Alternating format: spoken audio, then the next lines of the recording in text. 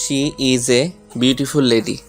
কলেজের হলরুমে লাল শাড়ি পরিহিতা নৃত্যরত রমণীকে দেখে থমকে যায় আদনান। সাথে সাথে সেই নারীর রূপের প্রশংসা স্পষ্টভাবে বেরিয়ে আসে তার মুখ থেকে।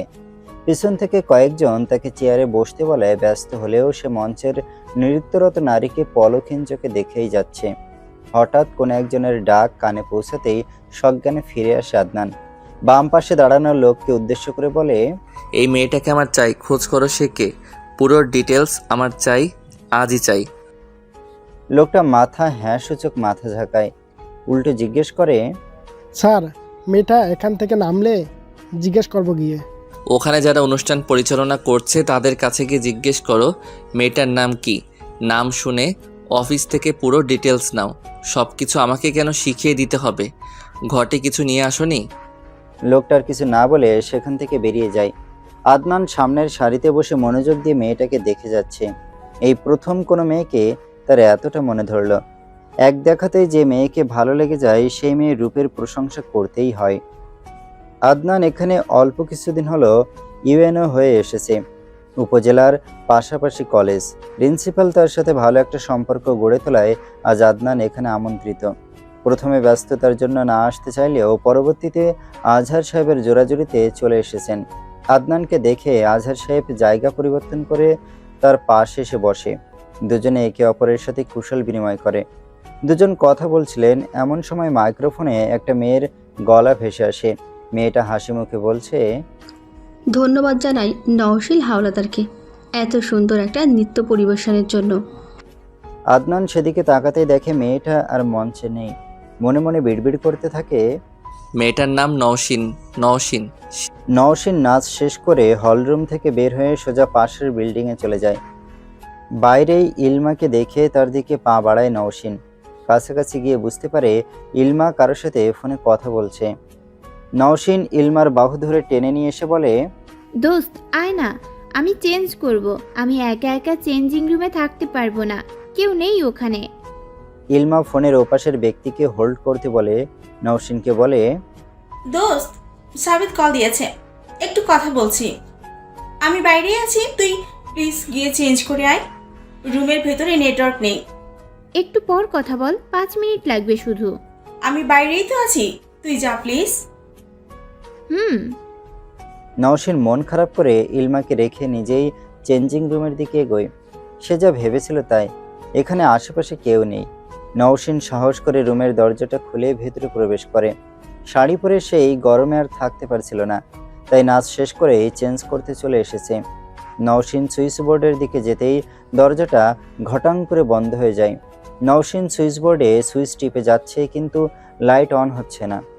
নওশিনের নেকটোফোবিয়া আছে, অন্ধকার তার কোনো মতেই সহ্য হয় না। ভয়ে নওশিনের শরীর কাঁপতে থাকে। চিৎকার দিয়ে ইলমাকে ডাকবে তার আগেই কেউ নওশিনের মুখে চেপে ধরে। সাথে সাথে নওশিনের প্যানিক অ্যাটাক হয়ে যায়। ভয়ে কাঁপতে থাকে সে, মুখ দিয়ে কোনো কথা বের হচ্ছে না। হঠাৎ নওশিনের কানের কাছে কেউ মুখ নিয়ে এসে পুরুষালী গলায় বলে ওঠে, আমি বলেছিলাম আমার প্রপোজাল অ্যাকসেপ্ট করে নিতে। আমাকে খুব বাজে লাগে কি? এই যে এখন আমি আস্তে আস্তে তোমার সমস্ত শরীর ছুঁয়ে দেব, ভালো হবে না বলো? আজকের পর থেকে আর কেউ তোমার দিকে মুগ্ধ নজরে তাকাবে না। কারো মনে তোমাকে পাবার কামনা মাথায় চারা দিয়ে উঠবে না। তুমি শুধু আমার। আমি আমার জিনিসের কারো নজর সহ্য করতে পারি না নিশু।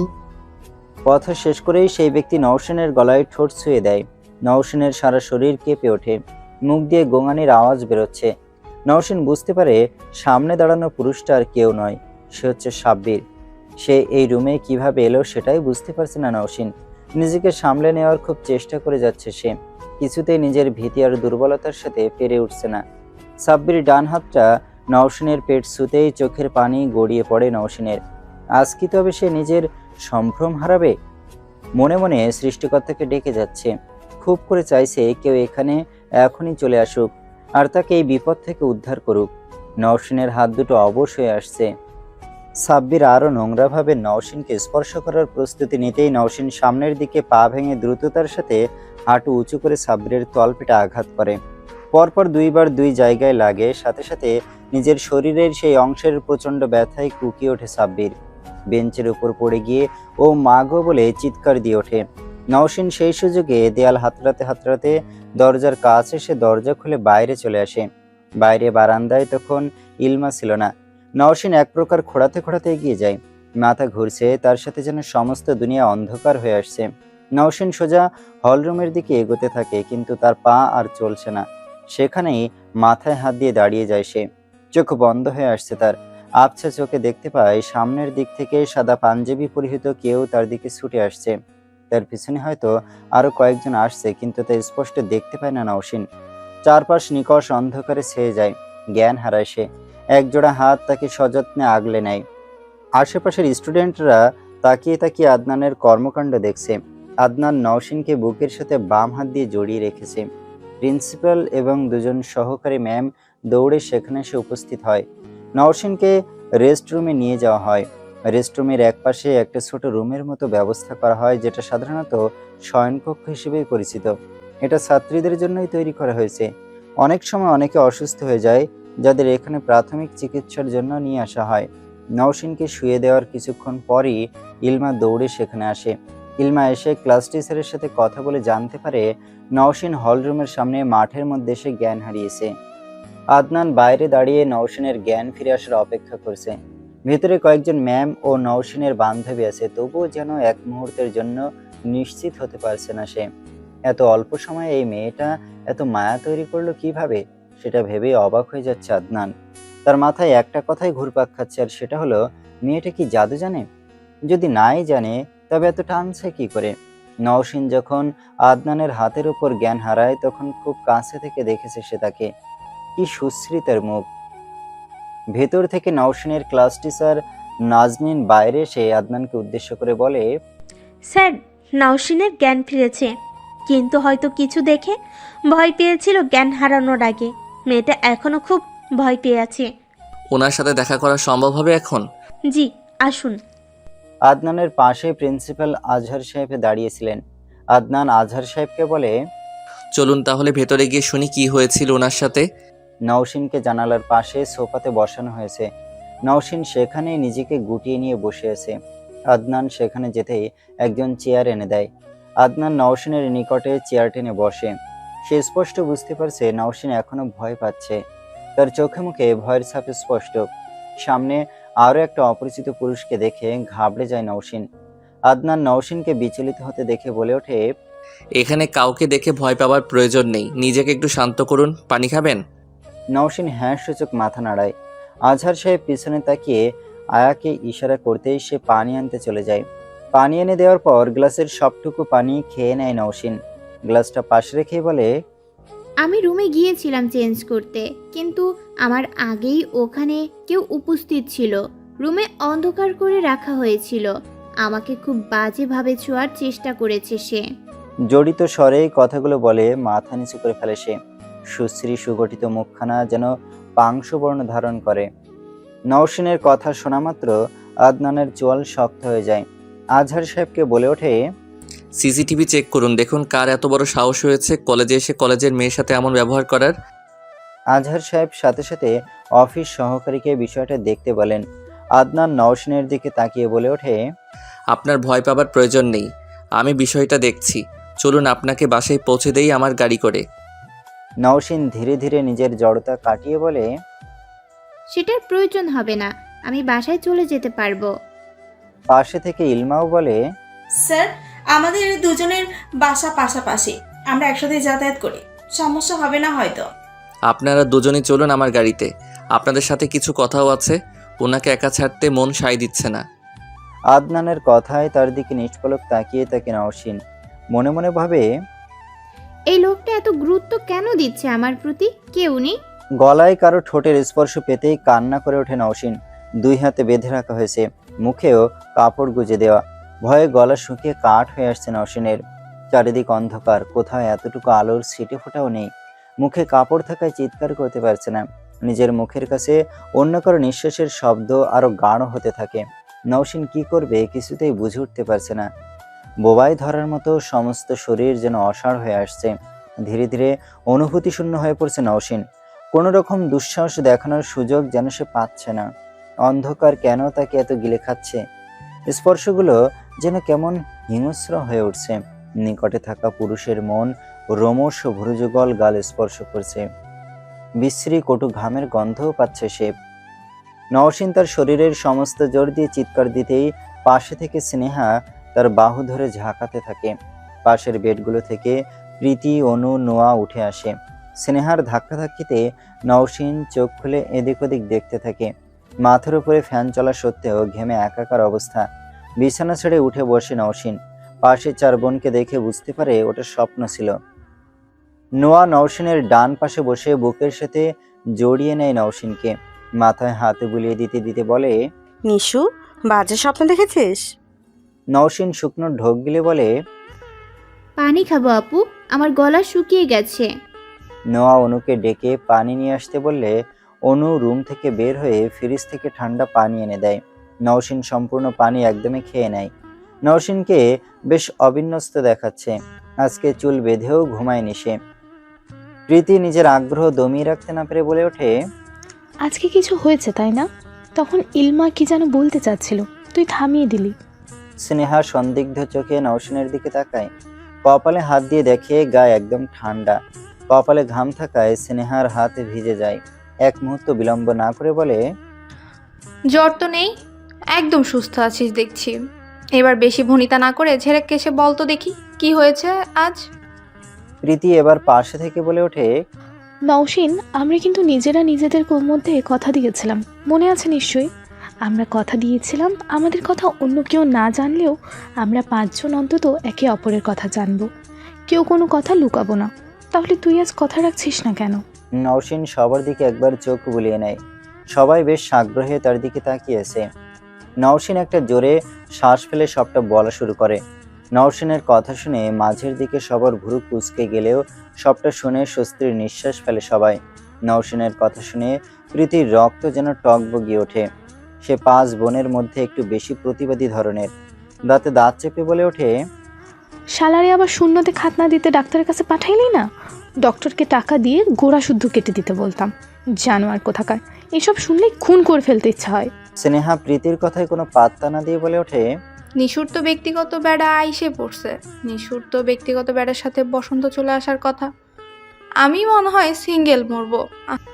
অনু পাশে থেকে গান গেয়ে ওঠে, मेरी सपनों की राजा कब आएगी तो। সবার কথা শুনে বিরক্ত লাগছে নওশীনের। সবাইকে ধমক দিয়ে থামিয়ে দিয়ে বলে, আমার সাথে আজ এত বড় একটা ঘটনা ঘটে গেল, আর তুই ইওনাকে নিয়ে মজা লুটছিস। শুধুমাত্র প্রীতিই আমার কষ্টটা বুঝলো। তোরা সব কটা লুচ্চামি শুরু করেছিস। নোয়া সবাইকে চোখ টিপে ইশারায় চুপ করতে বলে। সবাই নওশীনকে ডেকে ডেকে দেখিয়ে মুখে আঙুল দেয়। নওশীন এবার সবার কাণ্ড দেখে খিলখিলিয়ে হেসে ওঠে। নোয়া এবার সবার মতো নিজেও মজা করতে শুরু করে। নওশীনকে নিজের কাঁধে দিয়ে ধাক্কা দিয়ে বলে, ইউএনএ কেমন দেখতে? নওশীন মুচকি হেসে বলে, বয়স কত জানি না, তবে দেখতে এক কথায় 25 বছরের সুদর্শন যুবক।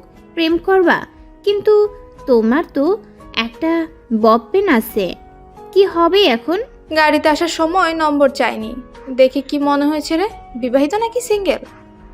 স্নেহার প্রশ্নে নওশীন বলে ওঠে, গাড়িতে শুধু সাব্বিরের বিষয়ে জিজ্ঞেস করেছিল। মানুষকে দেখে কি বোঝা যায় কিছু? অন্যদের দেখে বোঝা গেলেও ওনাকে দেখে আমি কিছুই বুঝতে পারিনি। নিজের মানুষ থাকতে আমি অন্য কাউকে কেন খুঁটিয়ে খুঁটিয়ে দেখতে যাব? নওশীনের কথার পরিপ্রেক্ষিতে অনু বলে ওঠে, তোমার এই রিলেশন বেশি দিন টিকবে না চান্দু। মানুষ চোখের আড়াল হইলে যা ইচ্ছে তাই করতে পারে। তোমার সে বেটা তোমার আড়ালে কত কিছু করছে সেটা তুমি নিজেও জানো না। সুন্দর দেখতে, স্মার্ট, 90% ছেলেরই ছুকছুকানি স্বভাব। তোমারটারে দেখেই লুচ্চা মনে হয়। কই, আমি তো কিছু করি না। আমিও তো নুহাসের চোখের আড়ালেই আছি। আমি যেহেতু কিছু করছি না, তাহলে আমি ওর উপর বিশ্বাস রাখতেই পারি। নওশীন প্রেমে অন্ধ হয়ে আছে। এটা নোয়া, প্রীতি, অনু, স্নেহা সবাই জানে।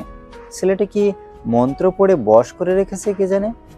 এতক্ষণ নোয়া বলে ওঠে, এই তোরা ঘুমাবি না? ওই হাঁসের বাচ্চার কথা আমার এত রাতে শুনতে ইচ্ছে করতেছে না। প্রীতি সবার কথায় বিরক্ত হয়ে নিজের বিছানায় চলে যায়। ইম্পর্ট্যান্ট একটা কথা থেকে সবাই কিভাবে বিনোদনের লাইনে চলে যেতে পারে তা সে বাদে সবাই জানে। নোয়া ঘড়িতে তাকিয়ে দেখে 2:30 বাজতে চলেছে। সবাইকে ঠেলে নওশিনের বিছানা থেকে তুলে দেয়। সবাইকে ঘুমাতে নিজেদের বিছানায় চলে যেতে বলে। বিছানা ছেড়ে সবাই চলে গেলে স্নেহাও শুয়ে নওশিনকে বলে, তাড়াতাড়ি শুয়ে পড়, মাঝরাত এখন। নওশিন বালিশের নিচে থেকে ফোন হাতে নিয়ে দেখে নুশান আজ তাকে কোনো টেক্সট করেনি। ফোনটা বালিশের নিচে না রেখে পাশেই চার্জে দিয়ে রাখে। খারাপ স্বপ্ন যেন না দেখতে হয় তাই আয়াতুল কুরসি পড়ে ঘুমিয়ে পড়ে। ভোর 6টা। পরিজান বেগম ফজরের নামাজের জন্য উঠে অজু করে 5 নাতনিকে ডেকে তুলে অজু করতে পাঠিয়ে দেয়। পরিজান বেগমের কোনো ছেলে নেই। 4 মেয়ের 5 মেয়েকে নিজের কাছে রেখেছেন। বিরাট একটা পুরনো নকশার বাড়িতে শুধুমাত্র 7 জন মানুষ থাকে। পরিজান বেগমের স্বামী মুহিব শেখ আর 5টা নাতনি। বাড়ির সামনে সদর দরজার পাশেই বড় একটা ঘর আছে। সেখানে স্বামী স্ত্রী 2 জন থাকেন যারা বাড়ি দেখাশোনা করে। বাড়ির সবার অভ্যাস ফজরের নামাজ শেষ করে মুহিব শেখ মসজিদ থেকে বাড়িতে আসলেই সবাই বাইরে হাঁটতে বের হবে। বাইরে থেকে এসে সবাই 1 কাপ করে চা আর কিছু বিস্কুট নিয়ে পড়তে বসে যাবে। আজও তার অন্যথা হলো না। মুহিব শেখ মসজিদ থেকে আসার পর প্রতিদিনের মতো বাহির থেকে হেঁটে বাড়ি এসে সবাই পড়তে বসে যায়। ঘড়িতে 8টা বাজতেই নওশিন, স্নেহা আর অনু কলেজের জন্য রেডি হতে চলে যায়। স্নেহা আর অনু একই কলেজে পড়ছে। অনু ইন্টার ফার্স্ট ইয়ারে। সামনের মাসে এক্সামের জন্য পড়ার চাপ তার একটু বেশি। খাওয়া দাওয়া করে কলেজের জন্য রেডি হয়ে 3 জন বাড়ি থেকে বেরিয়ে পড়ে। বাড়ি থেকে বের হতেই স্নেহা আর অনু এক রাস্তায় চলে যায় আর নওশিন আরেক রাস্তায়। একটু সামনে এগিয়ে যেতেই দেখে ইলমা রাস্তার পাশে দাঁড়িয়ে তার জন্য অপেক্ষা করছে। কলেজ খুব একটা দূরে না হওয়ায় বেশিরভাগ দিন 2 জন পায়ে হেঁটেই গল্প করতে করতে চলে যায়। বাড়ি থেকে কলেজের দূরত্ব প্রায় 15 মিনিটের। গল্প করতে করতে গেলে সময় বেশি মনে হয় না। নওশিন আর ইলমা হাঁটতে হাঁটতে উপজেলার সামনাসামনি আসলে এদিক ওদিক তাকিয়ে বলে, এখন যদি দি হ্যান্ডসাম আদনান সাহেবের সাথে দেখা হয়ে যায় কেমন হবে বলতো? খুব বাজে হবে ইলু, এসব মুখেও আনিস না। আমার বাড়ির বাদরগুলো এই লোককে খুব জ্বালিয়েছে রে, তুই আর জ্বালাস না। আমার কিন্তু কালকে ওনাকে দারুণ লেগেছে। যাই বলিস, লোকটা কিন্তু হেপি হ্যান্ডসাম। ছি ইলু, তোর না বয়ফ্রেন্ড আছে? ভালো হয়ে যায় সময় থাকতে। যা ইচ্ছে বল, আমি এখন মনে প্রাণে চাইছি আদনান সাহেব সামনে এসে দাঁড়াক। পিছনে গলা খাকারির আওয়াজ শুনে দুজনে দাঁড়িয়ে যায়। নওশিন আর ইলমা একে অপরকে দেখছে। পিছন থেকে ভারী গলায় কেউ বলে ওঠে, এই যে শুনছেন? নওশিন আর ইলমা দুজনই ধীরে ধীরে পিছনে তাকায়। পিছনে একটা মধ্যবয়স্ক লোক দাঁড়িয়ে। ইলমা পা থেকে মাথা পর্যন্ত পর্যবেক্ষণ করে বিরক্তি ভাব নিয়ে বলে, জি বলুন। সামনে দাঁড়ানো লোকটা আমতা আমতা করে বলে, আসলে আমার হাতের এই কাগজগুলো ফটোকপি করতে হবে, দোকান খুঁজে পাচ্ছি না। নওশিন বুঝতে পারে লোকটা হয়তো এখানে নতুন, কোনো কাজে আসতে পারে, তাই হয়তো কিছু চিনতে পারছে না। তাই সে আঙুল দিয়ে সামনের দিকে দেখিয়ে দিয়ে বলে, ওই যে রাস্তার ওপাশে সোজা আরেকটা যে রাস্তা আছে না, ওখান দিয়ে 2 মিনিট হেঁটে গেলেই একই সারিতে কয়েকটা দোকান পেয়ে যাবেন। ঠিক আছে, ধন্যবাদ।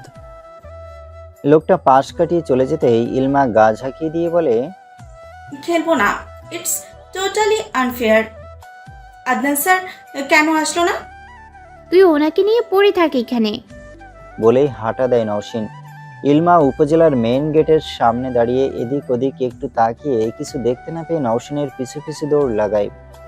নওশিন জোরে জোরে হাঁটছে আর বলছে, তুই যদি আর কখনো আদনান ফাদনানরে নিয়ে কথা বলেছিস, তোরে আমি ড্রেনে ফেলে দিব, বলে রাখলাম। ইলমা দৌড়ে নওশিনের সাথ ধরে হাঁপাতে হাঁপাতে বলে, আমার বয়ফ্রেন্ড তোরে আস্ত রাখবে না। তোর বয়ফ্রেন্ডকেও আসতে বলিস, হুইল পাউডার দিয়ে 2 জন রে ডোলে ডোলে ধুয়ে দেব। খবিস কোথাকার, একটা কথা না বলে তাড়াতাড়ি চল, ক্লাস শুরু হয়ে যাবে। ইলমার কথা না বাড়িয়ে নওশিনের সাথে কলেজের উদ্দেশ্যে রওনা দেয়। আম্মা, বউ বরণ করতে তৈরি হও। এখানে একটা মেয়েকে প্রচণ্ড রকম পছন্দ হয়েছে আমার। বাচ্চারা যেমন নিজের পছন্দের খেলনা না পেলে হাত পা ছুঁড়ে কান্নাকাটি করে, ওকে না পেলে আমার অমন অবস্থাই হবে হয়তো। আম্মা, এর আগে কোনো মেয়েকে তো এত ভালো লাগেনি। এই মেয়ের মধ্যে কি এমন আছে যার জন্য আমার ওকে এত পছন্দ হয়েছে? ফোনের ওপাশ থেকে আদনানের মা আবিদা বেগম বলে ওঠেন, এতদিন পর আমার ছেলে বিয়ের জন্য মেয়ে পছন্দ করেছে। এর চেয়ে ভালো খবর আর হয়ই না। সব কিছু ঠিকঠাক থাকলে আমি কি চলে আসবো মেয়ে দেখতে? মায়ের কথায় ব্যস্ত হয়ে পড়ে আদনান। বসে বসে নাস্তা করছিল আর মায়ের সাথে ফোনে কথোপকথন চলছিল। মায়ের এখানে আসার কথা শুনে তড়িঘড়ি করে আদনান বলে ওঠে, সময় হলে আমি নিজেই তোমাকে এখানে আসতে বলবো আম্মা। আবিদা বেগম বেশ আগ্রহের সাথে জিজ্ঞেস করে, মেয়েটার সাথে পরিচয় হলো কিভাবে? মা, এখনো পরিচয় হয়নি। আমি শুধু তাকে চিনি। আমি যে এখানকার ইউএনও, সে শুধু এটুকুই জানে। তাহলে এখন তোমার কি করা উচিত বলে মনে করছো? তার সাথে পরিচিত হওয়াটা জরুরি বলে মনে করছি। জলদি বৌমা চাই। আম্মা, ওর ব্যক্তিগত বিষয়ে তেমন কিছুই জানি না। ডিটেলস কিছুটা আছে আমার কাছে। মেয়েটা কি করছে? পড়াশোনা। পড়াশোনা? কিসে পড়ছে? এবার ইন্টার দেবে। কি? হ্যাঁ আম্মা। পিচ্ছি একটা মেয়ে। আমি একটা মেয়ে পছন্দ করেছিলাম। মেয়েটা বেশ ম্যাচিওর। তুমি চাইলে তাকে। না আম্মা, প্লিজ তুমি এবার অন্য কারো কথা বলো না। দেখো কি হয়। আমার কোনো কিছুতেই অমত নেই। আচ্ছা আম্মা, রাখছি এখন। আল্লাহ হাফেজ। ফোন রেখে খাওয়া শেষ করে রুমে চলে আসে আদনান। ফোনটা হাতে নিতেই দেখে থানার ওসি 4 বার কল দিয়েছিল।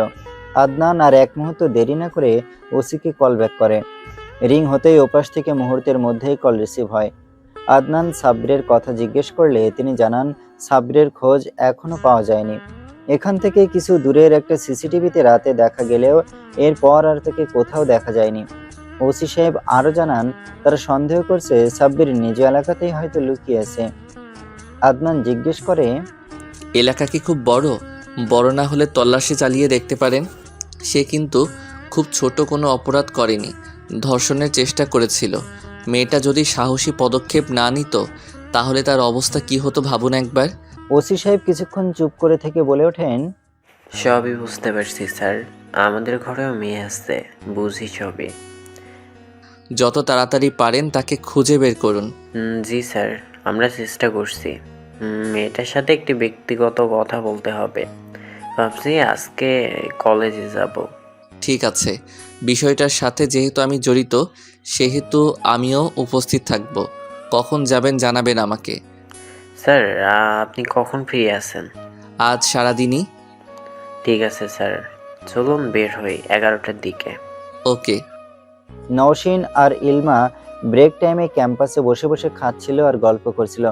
খেতে খেতে ইলমা বলে ওঠে, তোর নুহাস জানে কালকের ঘটনা? না, বলিনি। বলিসনি কেন? রাতে তো ঘুমিয়ে গেছিলাম, সকালে তো পড়তে হয়, আরও তো সকালে ঘুম থেকে উঠে না। জমিদার? কি বললি? জমিদার বললাম, শুনতে পাসনি? কানে ময়লা হয়েছে? কটন বাট কিনে নিয়ে যা বাড়ি যাওয়ার সময়। ফালতু বকিস না তো বাল, খাচ্ছিস খা। ইলমা ভেংসি কেটে খাওয়ায় মনোযোগ দেয়। ইলমা সিঙ্গাড়ার মধ্যে থেকে একটা মশলা বের করে বলে, তোর ওই নুহাস হচ্ছে এই এলাচ বিরিয়ানির মধ্যেও থেকেও বিরক্ত করে, আর এখন সিঙ্গারাতেও। নুহাস তোর কি করলো? এই তোরা ওকে পছন্দ করিস না কেন বলতো? জলে এত সুন্দর একটা বফ তোর কপালে নাই? তোর ওই মাইয়া বফরে দেখলে আমার বমি আহে। আমি এখান থেকে চলে যাব, কিন্তু ইলমার বাচ্চা। দুজনের ঝগড়া রাগারাগি চলাকালীন কলেজের এক আয়া এসে দুজনের সামনে দাঁড়ায়। কোমরের দুই পাশে হাত দিয়ে বলে, তোমাদের সেই কখন থেকে খুঁজছি, আর তোমরা এখানে বসে বসে ঝগড়া করছো? নওশিন বসে বসে বাড়ি থেকে নিয়ে আসা নুডলস খাচ্ছিল। খাওয়া বন্ধ করে আয়ার দিকে তাকিয়ে বলে, কি হয়েছে, খুঁজছেন কেন? কালকে তো তুমিই অজ্ঞান হয়ে গেছিলে না? হ্যাঁ, কেন? পুলিশ এসেছে, তোমার সাথে কথা বলবে। অজ্ঞান হয়েছি জন্য পুলিশ এসেছে? আমার থেকে জ্ঞান হারানো শিখবে নাকি? নওশিনের কথায় ইলমা হো হো করে হেসে দেয়। আয়া দাঁতে দাঁত চেপে বলে, আমাকে পাগল পেয়েছো? রেস্ট রুমে এসো তাড়াতাড়ি, তুমি একাই আসবে। তোমার বান্দরনিকে আনার দরকার নেই, আসো তাড়াতাড়ি, আমি গেলাম। আয়া চলে যেতেই নওশিন খাবারের বক্স বন্ধ করে ব্যাগে ভরে ইলমার দিকে এগিয়ে দিয়ে বলে, তুই ক্লাসে চলে যা, আমি আসছি। ইলমা ব্যাগটা ধরে বলে, ভয় পাস না। কাল অসুস্থ ছিলাম, আমি কিছু করিনি। পুলিশ দেখে ভয় পাওয়ার কিছুই নেই। নওশিন বেরিয়ে কলেজের মাঠ পেরিয়ে প্রিন্সিপালের বিল্ডিংয়ের সামনে চলে আসে। ভেতরে ঢুকবে তখনই আদনানকে দেখে নিজেকে ঠিকঠাক করে নিয়ে সামনের দিকে যেয়ে গলা ঝেড়ে সালাম দেয়। সামনে নওশিনকে দেখেই আদনানের হৃদস্পন্দন যেন মুহূর্তের জন্য থেমে যায়। এক পলকে সামনে দাঁড়ানো রমণীর দিকে তাকিয়ে থাকে। নওশিন আদনানের অবস্থা টের পেয়ে ঠোঁট টিপে হাসি আটকে আবার গলা খাকারি দিতে আদনান একটা জোরে শ্বাস টেনে বলে, ওয়ালাইকুম আসসালাম, কেমন আছেন? নওশিন সহাস্য মুখে জবাব দেয়, আলহামদুলিল্লাহ, আপনি কেমন আছেন? আলহামদুলিল্লাহ। ভেতরে যান, ওসি সাহেব কিছু জিজ্ঞাসাবাদ করবে। ঠিক আছে। নওশিন ভেতরে চলে গেলে কিছু সময় নিয়ে তাকে জিজ্ঞাসাবাদ করা হয়। ওসি সাহেব কথায় কথায় প্রশ্ন তোলেন, সাব্বির কি শুধু আপনাকেই বিরক্ত করে, নাকি তার ব্যাপারে এসব অনেক আগে থেকেই চলে? মানে অন্যদের কি এইভাবেই বিরক্ত করে? নওশিন জবাব দেয়, সেসব জানি না স্যার। রাস্তা দিয়ে যাতায়াতের সময় বেশ কয়েকবার প্রপোজও করেছে ও আমায়। হয়তো অ্যাকসেপ্ট না করাই আমার সাথে এমনটা করতে চেয়েছিল। স্যার কিছু মনে করবেন না, আপনি আগে থেকেই জানতেন সাব্বির ভালো ছেলে না, তার জন্যই কি প্রপোজাল অ্যাকসেপ্ট করেননি? না, আসলে আমি এসবে এখন জড়াতে চাই না, তাই। আরো কিছু প্রশ্ন করা হয় নওশিনকে। সেও সোজাসাপটা জবাব দিয়ে বেরিয়ে আসে। নওশিন বেরিয়ে সোজা ক্লাসে চলে যায়। সাব্বিরকে ধরতে প্রায় 2 সপ্তাহ কেটে গেছে। 3 দিন যাবৎ তাকে থানায় আটকে রাখা হয়েছে। সাব্বিরের বাবা বার কয়েক নওশিনের নানা বাড়ি এসে কেস তুলে নিতে বললে নওশিনের নানা তাতে রাজি হননি। সবার অগোচরে সাব্বিরের মা নওশিনের কাছাকাছি এসে কান্নাকাটি করেছে। সাব্বিরের মা বাড়ি থেকে চলে যাওয়া মাত্র বাসর ঘর থেকে নিজেদের রুমে চলে আসে। ফোনটা চার্জে বসিয়েছিল। রুমে এসে ফোনটা হাতে নিয়েই দেখে নুহাস কল দিয়েছিল। ফোনটা নিয়ে এদিক ওদিক তাকিয়ে ছাদে যাওয়ার উদ্দেশ্যে বের হবে, তখনই স্নেহা এসে নওশিনের হাত ধরে ফেলে। নওশিন হাত ছাড়ানোর চেষ্টা করতেই স্নেহা হাত ছেড়ে দেয়। নওশিনের চারপাশে ঘুরতে ঘুরতে বলে, পেয়ার হুয়া। রাস্তা স্যার। স্নেহা, কিউ? এমনি যে কাজ করছিলি সেটা কর। তোকে পাহারা দিতে আসলাম। আমাকে পাহারা দিতে হবে না, সামনে থেকে যা। না গেলে পদ্মা সেতুতে নিয়ে গিয়ে ঠুস করে নদীতে ফেলে দেব। স্নেহাকে রুমের ভেতরের দিকে ধাক্কা দিয়ে ঠেলে দিয়ে দৌড়ে ছাদে চলে যায়। চিলেকোঠার পাশে দাঁড়িয়ে এদিক ওদিক কাউকে না দেখে নুহাসের নাম্বারে কল দেয়। প্রথমে নম্বর ব্যস্ত বললেও দ্বিতীয়বার কল দেওয়ায় ওপাশের ব্যক্তি রিং হওয়ায় মাথায় কল রিসিভ করে। ওপাশ থেকে কণ্ঠস্বর ভেসে আসে, হ্যালো, কেমন আছো? তোমার পরীক্ষা তো গতকাল শেষ, কল দাওনি যে? বন্ধুদের সাথে ব্যস্ত ছিলাম। ভালো আছো তুমি? শরীর ভালো আছে? আমাদের কতগুলো দিন কথা হয় না, বলো তো ভালো থাকবো কিভাবে? পরীক্ষা ছিল তো, জেনেও এমন অবুঝ কেন? তুমি বুঝতে পারো না? আচ্ছা বাদ দাও, কি করা হচ্ছে? কিছু না, আমরা দেখা করব না? তোমার উচিত এবার দেখা করা। পরীক্ষা মাত্র শেষ হলো, আর কয়েকটা দিন সময় দাও প্লিজ। দুজনের কিছুক্ষণ কথা হওয়ার পর নওশিন আমতা আমতা করে বলে, তোমাকে একটা কথা বলার ছিল। হ্যাঁ বলো। সেদিন আমার কলেজে অনুষ্ঠান ছিল। হ্যাঁ আগে বলেছিলে তো। নওশিন আবারও কাঁপা কাঁপা গলায় পুরোটা বলতে থাকে। ওপাশের মানুষটার কোনো প্রতিক্রিয়া নওশিন বুঝতে পারছে না। নিজের কথা শেষ করে ওপাশের মানুষটা কি বলবে সেটা শোনার অপেক্ষায় কান পেতে থাকে। নওশিন ভয়ে চুপসে যাচ্ছে আর ভাবছে ওপাশের মানুষটা থেকে ভুল বুঝবে না তো। কিছু মুহূর্ত চুপ থেকে নুহাস বলে ওঠে, ওই ছেলে তোমাকে রাস্তায় বিরক্ত করে, সেটা আমাকে জানাওনি কেন? নওশিন একটা শুকনো ঢোক গিলে বলে, আসলে তেমন বড় কোনো ঘটনা ছিল না, আর তোমাকে বলেই বা কি হতো বলো? তুমি তো কিছু করতে পারতে না।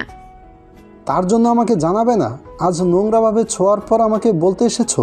তোমার ব্যাপারে তো আমার কোনো কিছু জানার অধিকারই নেই। আজও নাও বলতে। আমি তো কিছুই শুনতে চাইনি। তোমার যখন মনে হবে কিছু বলা উচিত তখন বলবে, আর অন্য সময় কিছু বলবে না। তুমিও তো আমাকে কত কিছু বলো না। কি বলি না আমি তোমাকে? কি বলতে হবে বলো? চিৎকার করছো কেন নুহাস? আমি কি আমার খারাপ লাগা শেয়ার করে ভুল করলাম? হ্যাঁ, ভুল করলে, এখন বলে ভুল করলে। আমার এখন কি করা উচিত? জাস্ট ফোনটা রাখো, আমাকে আর নেক্সট টাইম ফোন দেবে না। কতদিন পর আমাদের কথা হচ্ছিল নুহাস, তুমি শুধু শুধু আমার বিষয়টা না বুঝে রাগারাগি করছো। নিশু, ভাল লাগছে না আমার, কল কাটো।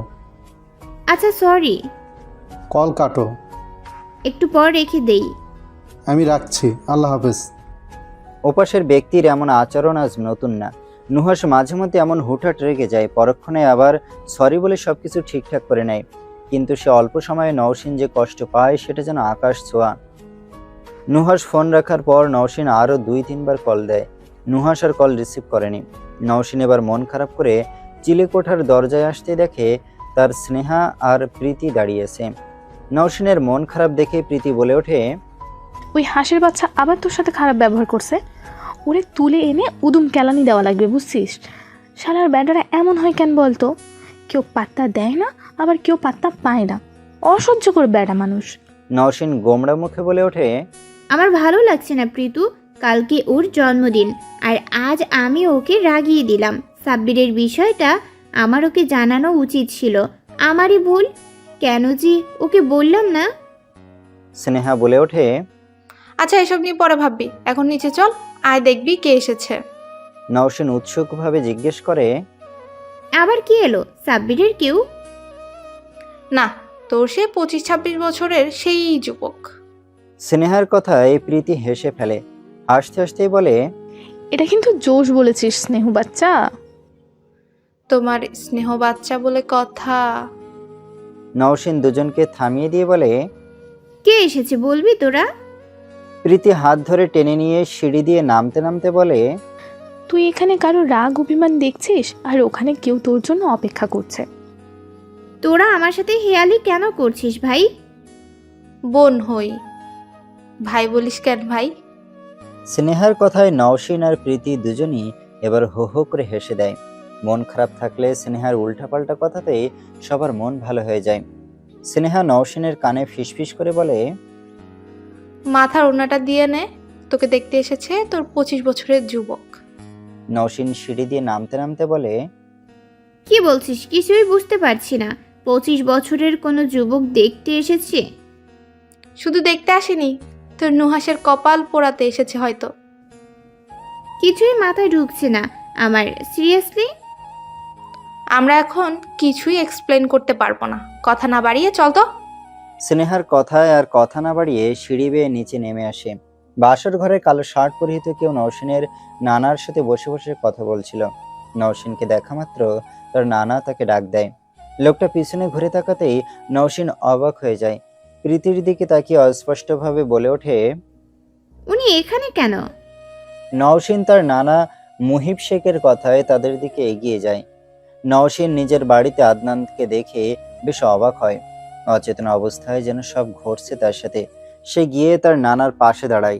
মুহিব শেখ এবার তাকে হাত ধরে নিজের পাশে বসায়। নওশিন তখনও এক পলকে আদনানের দিকে তাকিয়েছে। আদনান নওশিনের অবস্থা দেখে মিটিমিটি হাসছে। মুহিব শেখ নওশিনকে এক হাত দিয়ে জড়িয়ে নিয়ে বলে, এটা আমার মা বাপ মরা নাতিন। 20 সালে করোনা ভাইরাসের সময় ওর বাপ মা দুইজনই মারা গেছে। তারপর থেকে ও আমার এখানে আছে। আমার কোনো ছেলে পেলে নাই, আছে 4টা মেয়ে। আমার নাতনিগুলোকে নিয়েই আমি আর আমার স্ত্রী এই বাড়িতে থাকি। আমার 5-5টা নাতনি সারাদিন কিছু না কিছু করে সারা বাড়ি মাতিয়ে রাখে। আদনান বলে ওঠে, এই বাড়িতে আর কেউ নেই? তাহলে আপনি এখন অভিভাবক, আপনার সাথেই সব কথা বলতে হবে। হ্যাঁ, তুমি তোমার মাকে এখানে আসতে বলো। পাশে থেকে নওশিন বলে ওঠে, কেন? মুহিব শেখ হাসতে হাসতে বলে, তোকে নিয়ে যাবে রে আপা। নওশিন অবাক হয়ে জিজ্ঞেস করে, কোথায় নিয়ে যাবে? তুমি যেতে দিবে কেন? মেয়েদের কি ধরে রাখা যায়?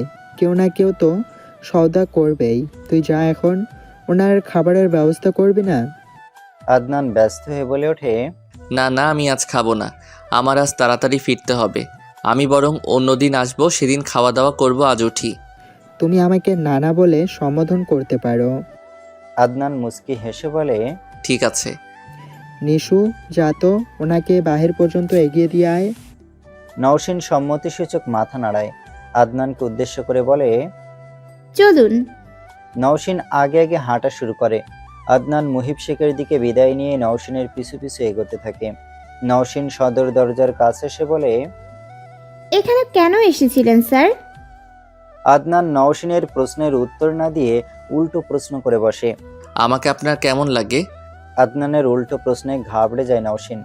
প্রশ্নের উত্তরে কি বলা উচিত তা ভেবে পায় না সে। উত্তর তো ভালো খারাপের মধ্যেই দিতে হয়। আদনান যেহেতু প্রথম থেকে তাকে সাহায্য সহযোগিতা করেছে, সেহেতু লোকটা তার পছন্দের। কিন্তু আদনানের প্রশ্নটা তার কাছে গোলমেলে লেগেছে। নওশিনকে চুপ থাকতে দেখে আদনান আবার জিজ্ঞেস করে, আমাকে আপনার কেমন লাগে? নওশিন এবার চকিতে বলে ওঠে, ঠিকঠাকই তো আছেন স্যার, কেমন লাগে বলতে? প্রশ্নটা কি বেশি জটিল হয়ে গেল? আসলে কি বলবো বুঝতে পারছি না। আপনি তো আমার অপছন্দের কেউ নন। আপনার পছন্দের কেউ আছে? কাউকে ভালোবাসেন? আদনানের প্রশ্নে যেন এবার মোমবাতির সুতো ফুরিয়ে গেলে যেমন নিভু নিভু হয়ে যায়, সেরকম অবস্থা হয়ে যায় নওশিনের। দমে যায় সে।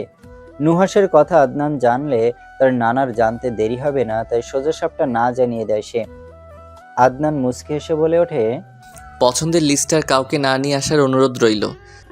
নওশিন ভুরু কুচকে জিজ্ঞেস করে, আপনি এখানে কেন এসেছিলেন বললেন না তো স্যার? স্যার বলে না ডাকলে ভালো লাগবে। আর আপনি তো বুদ্ধিমতী মেয়ে, কেন এসেছিলাম সেটা এতক্ষণে বুঝে যাওয়ার কথা। বিয়ের সম্বন্ধ এনেছিলেন? আমার ধারণা তবে সঠিক, আপনি নিশ্চিত বুদ্ধিমতী। ঠিক বললাম? হ্যাঁ। কিন্তু আমি তো এখনই বিয়ে করতে চাই না, আমার সামনে ইন্টারমিডিয়েট পরীক্ষা। আমাকে আপনার অপছন্দ নাকি আলাদা কোনো মানুষের পছন্দ আছে? বললাম তো নেই, আবার কেন জিজ্ঞেস করছেন? কারণ এটা কোনো স্ট্রং কারণ না বিয়েতে না করার। আমি আমার বউয়ের পড়াশোনা নিশ্চয়ই বন্ধ করব না। আদনান একটু থেমে আবারও বলে, এখন সত্যিটা বলো, তুমি আমার জুনিয়র, আর আমি যেহেতু তোমাকে পছন্দ করি, বিয়ের প্রস্তাব এনেছিলাম, এই সব মিলিয়ে যোগ বিয়োগ করে তুমি করে বলতেই পারি। তোমার পছন্দের কেউ থাকলে সেটা বলতে পারো। নওশিন এবার আমতামতা করে বলে, আপনি আমার নানুকে বলবেন না তো? উনি শুনলে ভীষণ কষ্ট পাবেন। আমার সাথে আর কথাই বলবেন না? আদনান গম্ভীর স্বরে বলে, বলুন। আসলে অনেক দিন যাবৎ আমি একজনকে পছন্দ করি। আদনান একটা দীর্ঘ নিঃশ্বাস ফেলে, স্পষ্টভাবেই বলে, এই প্রথম এত বাজেভাবে নিজেই নিজেকে ঠকালাম। প্রথম দিনই কলেজের অনুষ্ঠানে দেখেছিলাম তোমাকে, সেদিনই মন জানিয়েছিল এই মেয়েকেই আমার চাই, মানে চাই। যে কোনোভাবে তোমাকে দেখার জন্য কাছাকাছি আসার চেষ্টা করেছি। তোমাকে হারিয়ে ফেলার ভয়ে আজ আমি এখানে সোজা বিয়ের প্রস্তাব নিয়ে চলে এসেছিলাম, অথচ ভয়টা তুমি আমাকে পাইয়েই দিলে। আমি ভাবতেই পারছি না তুমি মেয়েটা অন্য কারো। স্যার। নওশিন মলিন মুখে ডাকলে আদনান তার দিকে ফিরে একটা তপ্ত নিঃশ্বাস ফেলে বলে ওঠে, তোমাকে হারাতে আমার একদম ইচ্ছে করবে না নিশু। স্যার। আমার আজ প্রথম নিজেকে খুব অসহায় লাগছে নিশু। বলে আদনান সেখান থেকে বেরিয়ে চলে যায়। নওশিন সেদিকে এক পলকে চেয়ে থাকে। এই লোকটাকে প্রথম থেকে তারও যে ভালো লেগেছিল, তার প্রতি যত্নশীল হওয়াটা যেন প্রথম দিকেই মন কেড়েছিল নওশিনের। তাকানো, হাসি হাসি মুখ যেন মাঝে মাঝে কিছু একটা ভাবতে বাধ্য করত। পরক্ষণে নিজেকে গুটিয়ে নিত, মনকে বোঝাতো নুহাসকে শেষ ঠকাতে পারবে না, এটা উচিত না। নুহাস যেমনই হোক, নওশিন নিজেই তাকে পছন্দ করেছিল, নিজেই সম্পর্কের দিকে এগিয়েছিল। নওশিন বাহির থেকে নিজেদের রুমে চলে আসে। রুমে প্রবেশ করেই দেখে সেখানে নোয়া, প্রীতি, স্নেহা, অনু সবাই আগে থেকে তার জন্য বসে বসে অপেক্ষা করছে। নওশিন সবাইকে দেখেও পাত্তা না দিয়ে চেয়ারে গিয়ে বসে। নওশিন বসতেই নোয়া জিজ্ঞেস করে, এখন কি করবি? নওশিনের যেন প্রশ্নের জবাবটা রেডি করা ছিল, তাই সে চকিতে বলে ওঠে, কালকে নুহাসের জন্মদিন, কালকে ওর সাথে দেখা করতে যাব।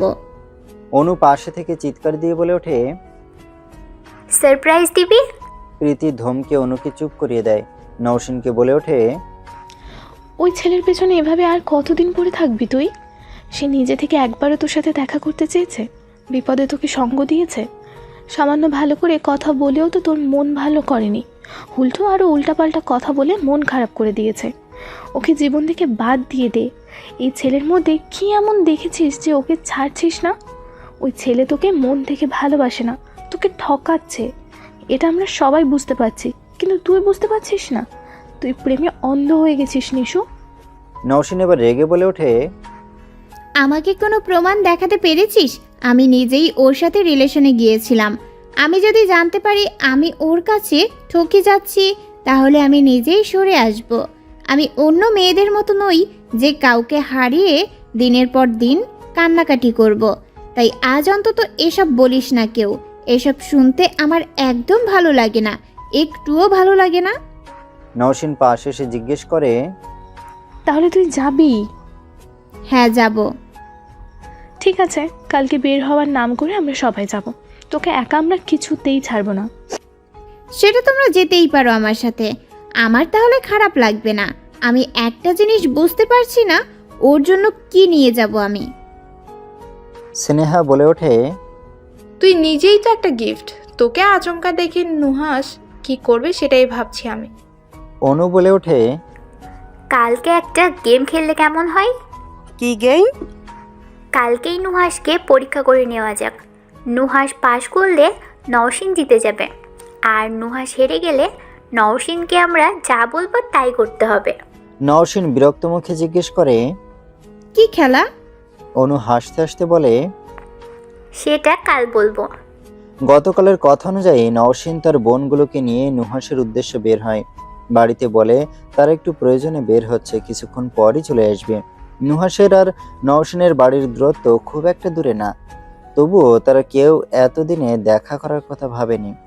গাড়ি নির্দিষ্ট জায়গায় এসে থামে। গাড়ি থেকে সবাই নেমে ভাড়া মিটিয়ে পাশে একটা রেস্টুরেন্টে গিয়ে বসার সিদ্ধান্ত নেয়। একটা দোকান থেকে প্রয়োজনীয় কিছু জিনিসপত্র নিয়ে পাশে একটা বড় রেস্টুরেন্টে যায় সবাই। নুহাসের জন্য কেক অর্ডার করা হয়েছে। নওশিন যতটুকু জানে নুহাসের বাড়ি এই জায়গার আশেপাশেই। সব কিছু যখন রেডি হয়ে যায় তখন নওশিন নুহাসকে কল দেবে, এমন সময় অনু তাকে থামিয়ে দেয়। নওশিন ইশারায় জানতে চায় কি হয়েছে। অনু বলে, নম্বরটা আমাকে দে। নওশিন ভুরু কুচকে জিজ্ঞেস করে, কেন? আমি না বলেছিলাম তোর বিএফ একটা প্রতারক? ওর চরিত্রে সমস্যা আছে, সেটাই প্রমাণ করব। আমি আজ ওকে সারপ্রাইজ দিতে এসেছি। ভয় পাচ্ছিস? তোর বয়ফ্রেন্ডের আসল চেহারা সামনে চলে আসবি জন্য? তোরা ওকে যতটা খারাপ ভাবিস আমার সামনে বানাচ্ছিস, নুহাস ওরকম না। নম্বর দে, দেখি সে কেমন। যদি তোরা যা ভাবিস সেটা মিথ্যে হয়, তাহলে তোদের বিষয়ে নানাকে আমরা সবাই মিলে মানাবো। স্নেহা সহ সবাই অনুর পক্ষ নিল। নওশিন এক প্রকার অনিচ্ছাতেই নুহাসের নম্বর দিয়ে দেয় অনুকে। অনু সেই নম্বরটি নিয়ে তৎক্ষণাৎ কল করে বসে। দুইবার রিং হয়ে কলটা কেটে যায়। অনু হাল ছাড়ার পাত্রী নয়, সে কল দিতেই থাকে। কিছুক্ষণ পর কল রিসিভ হয়। অনুর চোখ মুখ আনন্দে চকচক করে ওঠে। নওশিন মুখ বুজে সবকিছু দেখে যাচ্ছে। কল রিসিভ হতে অনু বলে ওঠে, শুভ জন্মদিন নুহাস। পাশে থেকে স্নিগ্ধা লাউড স্পিকারে দিতে বললে অনু কলটা স্পিকারে দেয়। ফোনটা সবার মাঝে রেখে কলে মন দেয়। ওপাশ থেকে নুহাস বলে ওঠে, কে আপনি? অনু মুখ টিপে হেসে বলল, কেউ জন্মদিনের শুভেচ্ছা জানালে আগে ধন্যবাদ দিতে হয়, জানেন না? অপরিচিত কাউকে ফোন দিলে আগে পরিচয় দিতে হয়, সেটা জানেন তো নাকি? আমি আপনার সাথে পরিচিত হতেই দেখা করতে এসেছি। মানে? মানে আমি আপনার পাশের এলাকাতেই থাকি। আপনার আইডি মাঝে মধ্যেই ঘাটাঘাটি করি। আজ দেখলাম আপনার জন্মদিন, তাই নাম্বার কালেক্ট করে জন্মদিনের শুভেচ্ছা জানাতে এসেছি। কিছুক্ষণ চুপ থেকে নুহাস বলে ওঠে, আপনি কি সবাইকে এভাবে উইশ করেন? না, শুধু আপনাকেই। শুধু আমাকেই কেন? আমি আপনার জন্য অপেক্ষা করছি। আপনি দেখা করুন, আমি সব বলবো। আপনার কেন মনে হলো আপনি দেখা করতে আসবেন আর আমি দেখা করব? এতদিনে প্রেমিকার সাথে দেখা করলাম না, আর আপনার সাথে দেখা করব? নুহাসের কথা শুনে সেখানে থাকা সবার মুখ কালো হলেও নওশিনের মুখে হাসি ফোটে। নিজের প্রতি বিশ্বাস ফিরে আসে তার। ভাবতে থাকে তার পছন্দ হয়তো ভুল নয়। অনু সবার দিকে চোখ বুলিয়ে সবার মুখের অবস্থাটা একবার দেখে নেয়। এরপর আবার বলে ওঠে, আপনার প্রেমিকা আছে? হ্যাঁ আছে, আর না থাকলেও আপনার মতো গায়ে পড়া স্বভাবের মেয়ের সাথে সম্পর্কে যেতাম না। আপনি সম্পর্কে আছেন এটা আমার বিশ্বাস হচ্ছে না। আপনি কোনোভাবে মিথ্যা বলছেন না তো? যদি মিথ্যে বলি তাহলে ভেবে দেখেন আপনি কোন ধরনের মেয়ে। মানে? ফোন রাখুন, পরবর্তীতে এরকম আবলামি আর একদম করতে আসবেন না। নুহাস কল কেটে দেয়। নওশিন যেন হাফ ছেড়ে বাসে। সবার মুখ কালো দেখে সে বলে ওঠে, এবার নুহাস তোদের ভুল প্রমাণ করে দিল তো? প্রীতি বলে ওঠে, এই ব্যাডা স্বীকার করে নিল যে তার প্রেমিকা আছে, অথচ তোর সাথে কতদিন পর পর যোগাযোগ করে। পড়াশোনার অজুহাতে সেরকম কথাই বলে না। প্রেমিকা বলতে তোর কথাই বলেছে নাকি অন্য কারো কথা বলেছে? নওশিন এবার চিৎকার করে বলে ওঠে, এই আর একটা কথাও না, তোরা আর নুহাসের বিপক্ষে যাবি না একদম। তোরা পরীক্ষা করতে চেয়েছিলি, পরীক্ষা তো করলি, কিছুই পেলি না, এবার থেমে যা। নোয়া নওশিনকে শান্ত করে বলে ওঠে, আচ্ছা, আমাদেরই হয়তো ভুল হয়েছে, হতে পারে তুই নিজেই ঠিক ছিলি। অনু বলে ওঠে, আমি নিশ্চিত হতে পারছি না, তুই ওকে কল দিয়ে দেখ কি বলে। নওশিন এবার নিজের ফোনটা হাতে নিয়ে নুহাসের নম্বরে কল দেয়। রিং হতেই ওপাশ থেকে সাথে সাথে রিসিভ হয়ে যায়। নুহাস নিজেই বলে ওঠে, কেমন আছো? নওশিন একবার শুকনো ঢোক গিলে নেয়। নোয়ার দিকে তাকাতেই নোয়া ইশারায় কথা বলতে বলে। নওশিন সবার মুখের দিকে একবার চোখ বুলিয়ে নেয়। সবাই আগ্রহের সাথে তার মুখের দিকে তাকিয়েছে। নওশিনকে চুপ থাকতে দেখে নুহাস আবার বলে ওঠে, কি হলো, চুপ করে আছো কেন? তুমি কেমন আছো? আলহামদুলিল্লাহ। কিছু হয়েছে তোমার? মন খারাপ? না, আমি তোমাদের এখানে স্টেশনের পাশে আছি। আমাদের এখানে কেন? তুমি তো দেখা করবে না, তাই আমি নিজেই চলে এসেছি। কি বলো, আমাকে জানাওনি কেন? কি যে করো না। প্লিজ দেখা করো। আচ্ছা 10 মিনিট অপেক্ষা করো, আমি এক্ষুনি রেডি হয়ে আসছি। আচ্ছা জলদি এসো। হ্যাঁ জলদি আসছি, তুমি যেখানে আছো সেখানেই থাকো। ঠিক আছে। নওশিন কল রাখতেই স্নেহা বলে, আমরা কি ভুলছিলাম? অনুর নখ কামড়ে থুতু ফেলে বলে, গুড লুকিং একটা ছেলে রিলেশনে আছে, দূরত্ব খুব বেশি দূর নয়, কখনো নিজে থেকে দেখা করতে চায়নি, পড়াশোনা পরীক্ষার দোহাই দিয়ে কথাও সেরকম বলে না, তারপরও নওশিন সম্পর্কটা টিকিয়ে রেখেছে। ছেলেটা কি ওর বিশ্বাসের দাম দেবে? নওশিন মুচকি হেসে বলে, ওর রাগ বেশি, রাগটা সাইডে রাখলেই আমি বুঝতে পারি ও আমাকে প্রচণ্ড রকম ভালোবাসে। রিসেন্ট ঘটে যাওয়া ঘটনা ওকে না জানানোটাই আমারই ভুল। এখন ওর যদি কিছু হতো আর আমি যদি অনেক দিন পর জানতাম, তাহলে আমিও সেম বিহেভ করতাম। আর তাছাড়া ও ভালো স্টুডেন্ট, রেজাল্ট ভালো করার একটা প্রেশার তো থাকেই। নোয়া বলে ওঠে, আদনান আহমেদ তোর এতদিনে ভালো লাগেনি? নওশিন একটা দীর্ঘশ্বাস ফেলে বলে, উনি একজন ভালো মানুষ, আমার প্রতি ওনার যত্ন, সহযোগিতা, ব্যবহার সব কিছুই ভালো লেগেছে। মাঝে মাঝে মনে হয়েছে আমি হয়তো ওনাকে পছন্দ করতে শুরু করেছি। ঠিক তখনই নুহাস মাথাচাড়া দিয়ে উঠেছে। যদিও আমাদের সম্পর্ক বেশি দিনের নয়, প্রতিদিন কথাও হয় না, তবুও আমি ওকে বিশ্বাস করি। ও আমাকে হয়তো ঠকাবে না, আমি ওকে ভালোবাসি। অনু হাসি মুখে বলে ওঠে, আমার না এখন আর তোকে ভুল প্রমাণ করতে ইচ্ছে করছে না। এখন মনে হচ্ছে তুই যেভাবে চাইছিস সব কিছু যেন ওভাবেই হয়। কিন্তু আদনান সাহেবের জন্য আমার খারাপ লাগছে। উনি সত্যিই তোকে পছন্দ করে, আমি যতটুকু বুঝেছি। অনু নিজের ফোনটা হাতে নাড়াচাড়া করতে করতে বলে, সেটা আমিও বুঝি, কিন্তু নুহাস যদি সত্যি আমাকে ভালোবাসে, আমার বিশ্বাসের মূল্য দেয়, তাহলে আমি ওকে ঠকাতে পারবো না। আমি যদি নুহাসকে ঠকাই, তাহলে আমিও ওসব মেয়েদের কাতারে পড়ব যারা টাকার জন্য মানুষ ঠকায়। এতক্ষণে প্রীতি বলে, নুহাস যদি সঠিক হয় তাহলে আমরা আজই নানুকে তোদের বিষয়ে জানাবো, কথা দিলাম।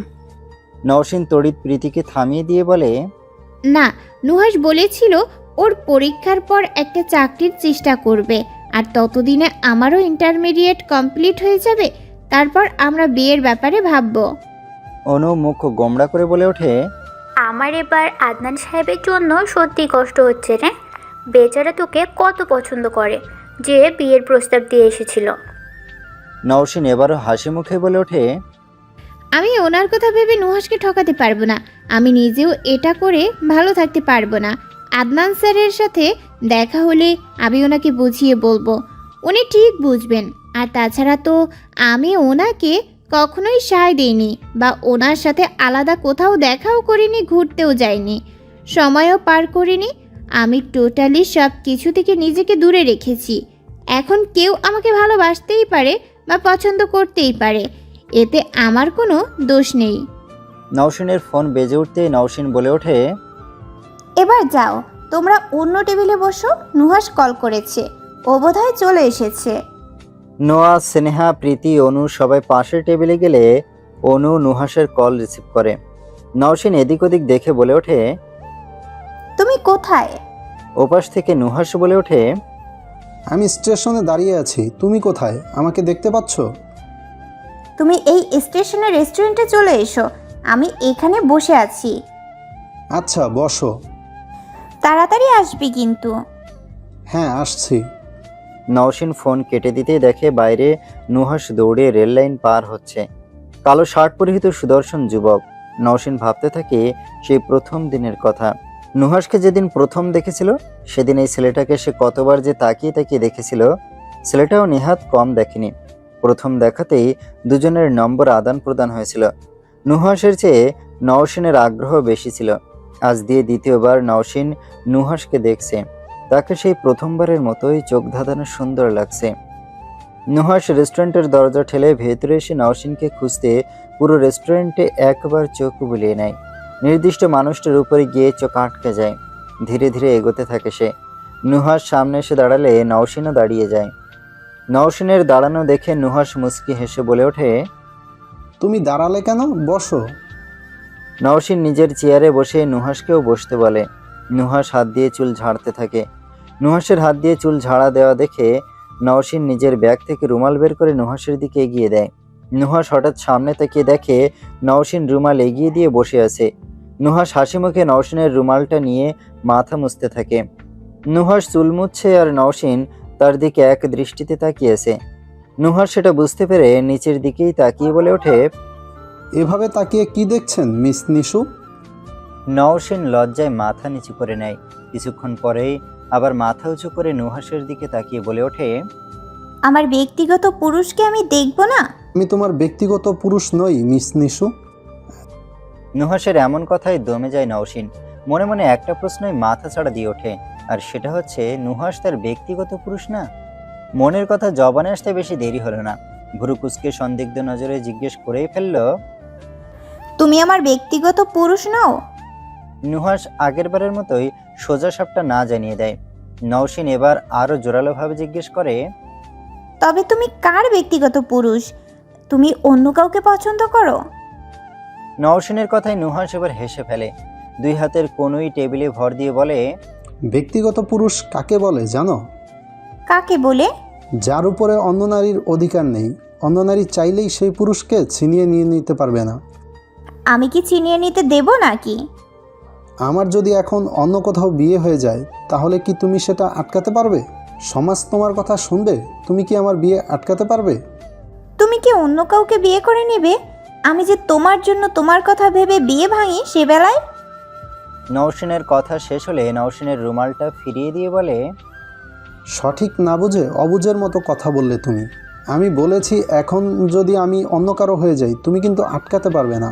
অথচ আমাদের যদি বিয়ে হয় তাহলে অন্য কোনো নারী আমাকে তোমার কাছ থেকে কেড়ে নিতে পারবে না। তখন আমি তোমার ব্যক্তিগত পুরুষ হব। ব্যক্তিগত পুরুষ বা ব্যক্তিগত নারী হওয়ার একটাই ওয়ে, সেটা হচ্ছে বিয়ে। তাছাড়া ব্যক্তিগত হওয়া যায় না? না, যখন তখন অন্য কারো হওয়ার সুযোগ থাকলে ব্যক্তিগত মানুষ হওয়া যায় না। তাহলে কি বিয়ের কথা ভাবছেন? জি ভাবছি, আপনি ভাবছেন না? আপনি ভাবলে আমার না ভেবে উপায় আছে? ফাইনাল এক্সামটা হয়ে যাক, তারপর বিয়ের কথাবার্তা হবে। নুহাস এদিক ওদিক তাকিয়ে বলে, অনেকক্ষণ তো এসেছো, কিছু অর্ডার দাওনি? নওশিন ঘড়িতে সময় দেখে বলে, খাবার কিছু অর্ডার দেওয়া হয়নি, তুমি দাও অর্ডার। নুহাস নওশিনের কথা মতো ওয়েটারকে ডেকে খাবার অর্ডার দিয়ে দেয়। স্নেহাও ওয়েটারকে ডেকে নিজেদের জন্য খাবার অর্ডার দেয়। নওশিন কথার মাঝে মাঝে শুধু ঘড়ি দেখছে। আধা ঘন্টা আগে রেস্টুরেন্ট থেকে জানিয়েছে 20 মিনিটের মধ্যে কেক চলে আসবে, কিন্তু এখন আসেনি দেখে সে চিন্তায় পড়ে গেছে। আদৌ কেক এসে পৌঁছাবে তো সময়ের মধ্যে?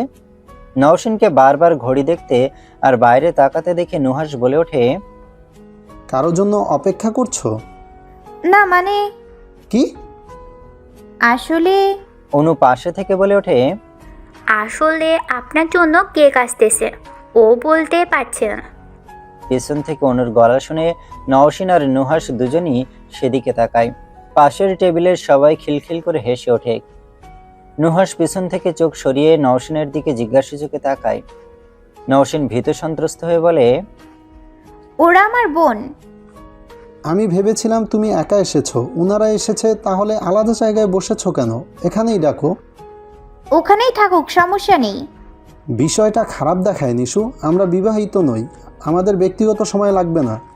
নুহাস নিজে এবার স্নেহা, প্রীতি, অনু, নোয়া সবাইকে ডাক দেয়। তারা কেউ একসাথে বসতে রাজি না, না হলে নুহাস আর কিছু বলে না। তখনই এক ওয়েটার নওশিনের কাছে এসে জানায় কেক চলে এসেছে।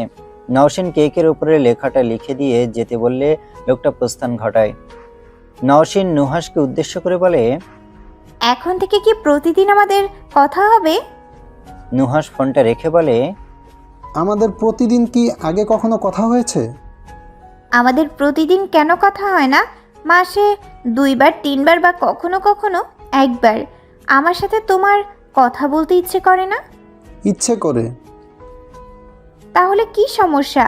আমি তোমাকে এই বিষয়টা বোঝাতে পারবো না নিশু। বোঝাতে হবে না, শুধু কারণটা বলেন। আমার এই রিলেশন আর ভালো লাগছে না, তোমাকে আমি ছাড়তেও পারবো না। আমি শুধু একটা নির্দিষ্ট সময়ের অপেক্ষা করছি। আমি ভালো একটা জব পেলেই তোমাদের বাড়িতে আমার বাবাকে দিয়ে বিয়ের প্রস্তাব পাঠাবো। এখনই যদি সব ভালোবাসা বেসে ফেলি, বিয়ের পর কি করব? আমি চাই তোমার দিকে তাকানোতেও আমার সওয়াব হোক।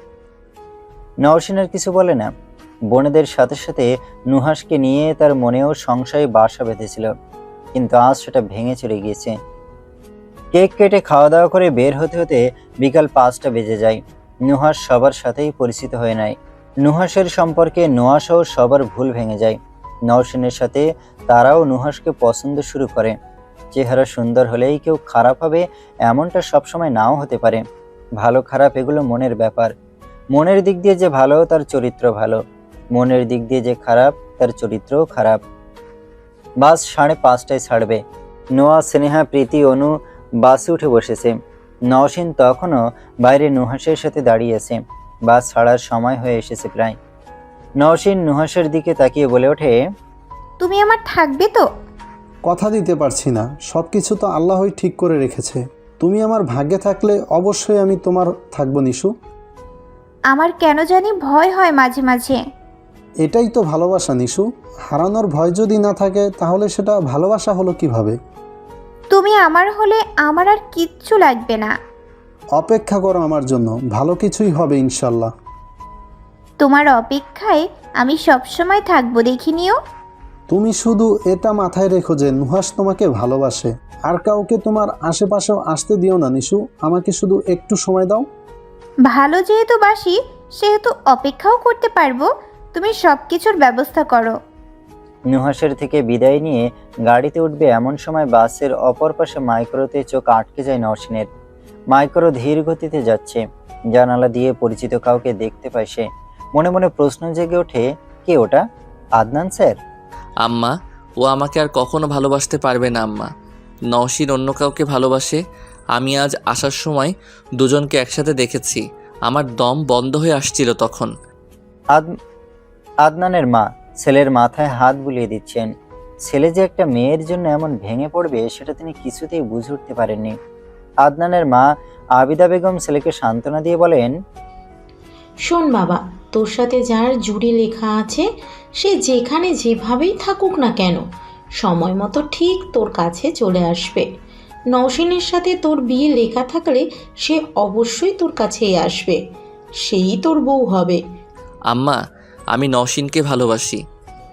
সে যদি তোর ভাগ্যে না থাকে তাহলে তুই ওর জন্য সারা জীবন অপেক্ষা করলেও সে তোর হবে না।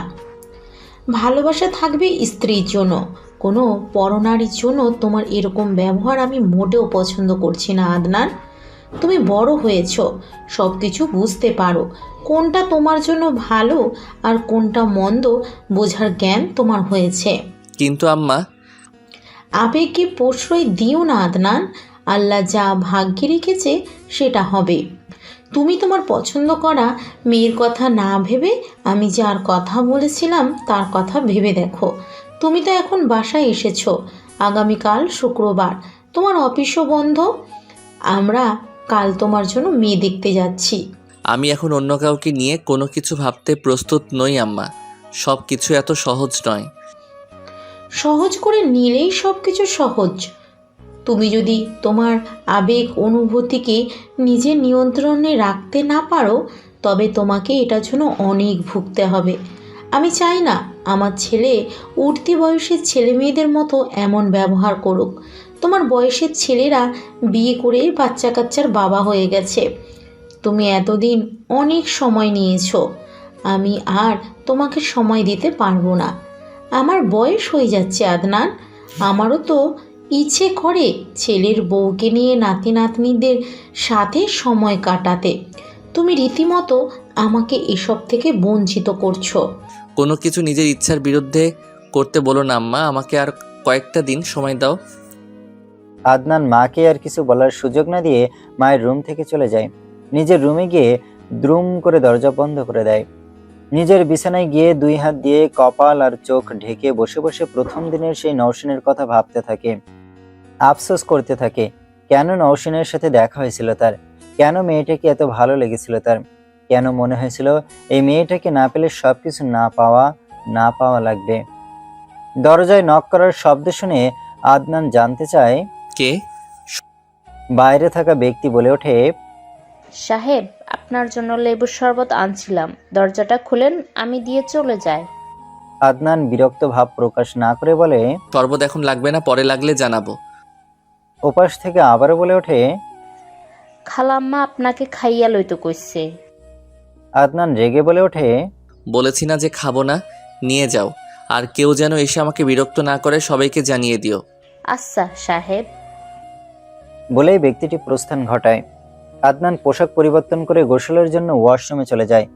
আয়নায় নিজেকে দেখতে থাকে। নিজেই নিজের চেহারার পরিবর্তন বুঝতে পারছে।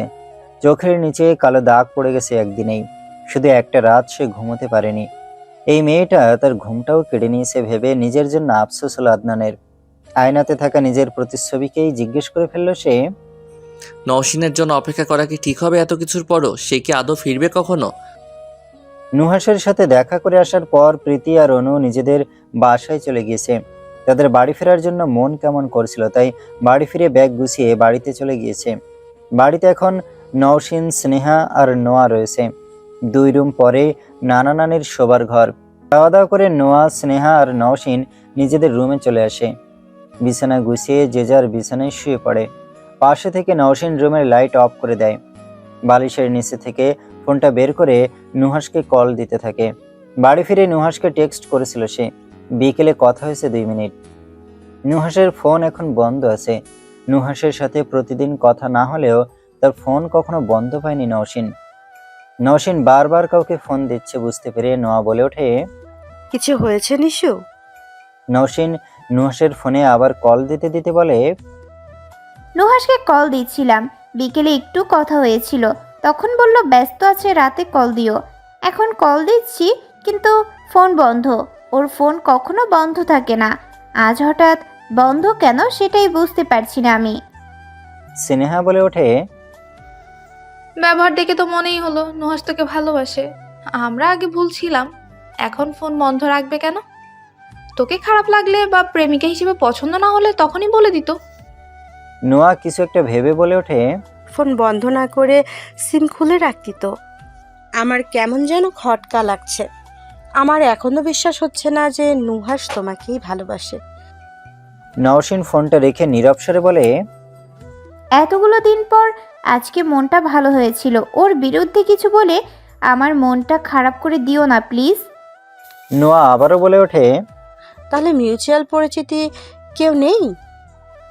তার কোন বন্ধুর সাথে পরিচয় আছে?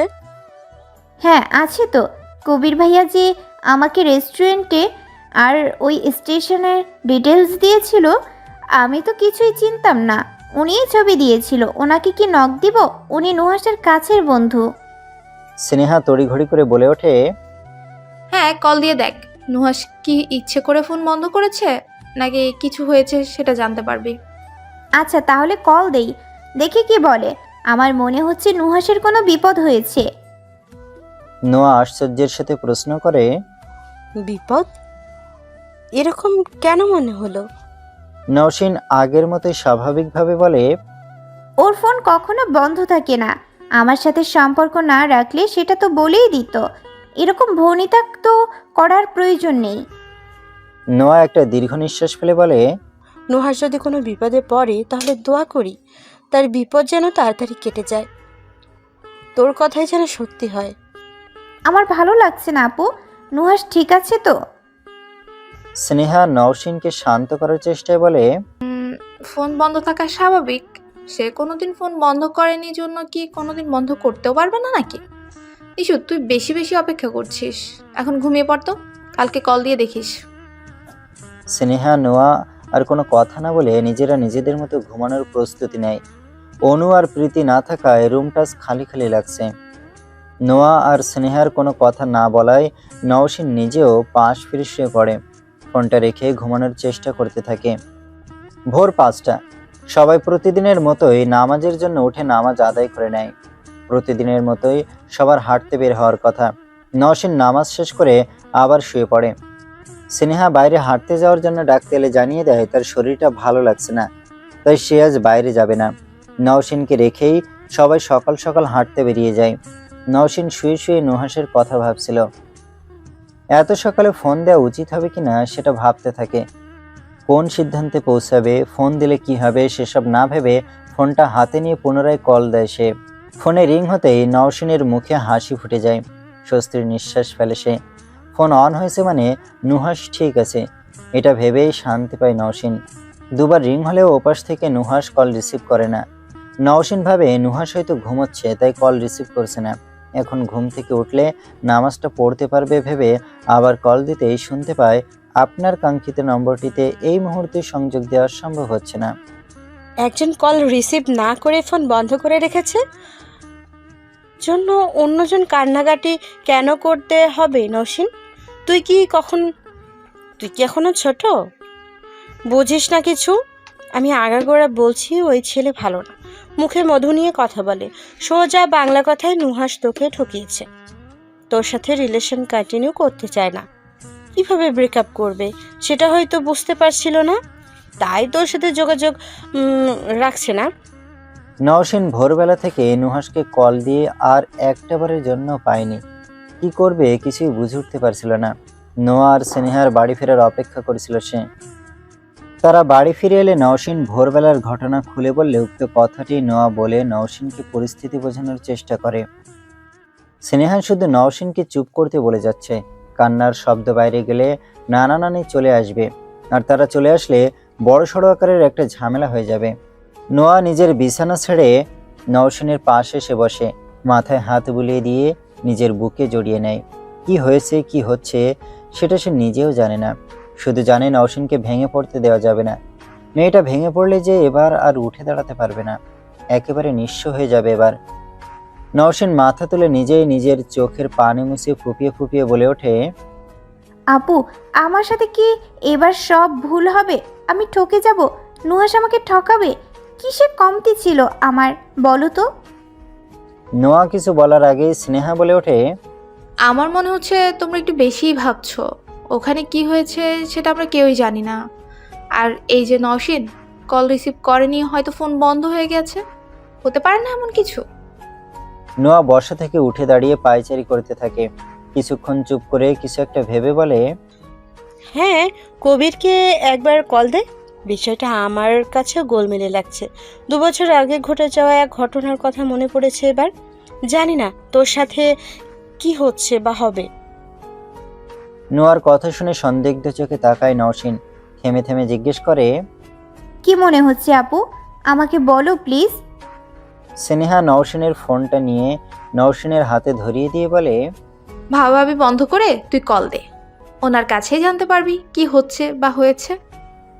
নোয়াও বলে ওঠে, কি হচ্ছে সেটা জানার মাধ্যম তো আছেই, চিন্তা করিস কেন, ফোন লাগা জলদি। নওশিন ওড়না দিয়ে চোখ মুখ মুছে একটু স্বাভাবিক হওয়ার চেষ্টা করে। নুহাসের বন্ধু কবিরের ফোন কল দেয়। প্রথমবার রিং হয়ে কেটে গেলে নোয়া আবার কল দিতে বলে। নোয়ার কথা শুনে নওশিন আবার কল করে। দ্বিতীয়বারে কল রিসিভ হয়। নওশিন সালাম দিতেই ওপাশ থেকে ঘুম জড়ানো গলায় সালামের জবাব আসে।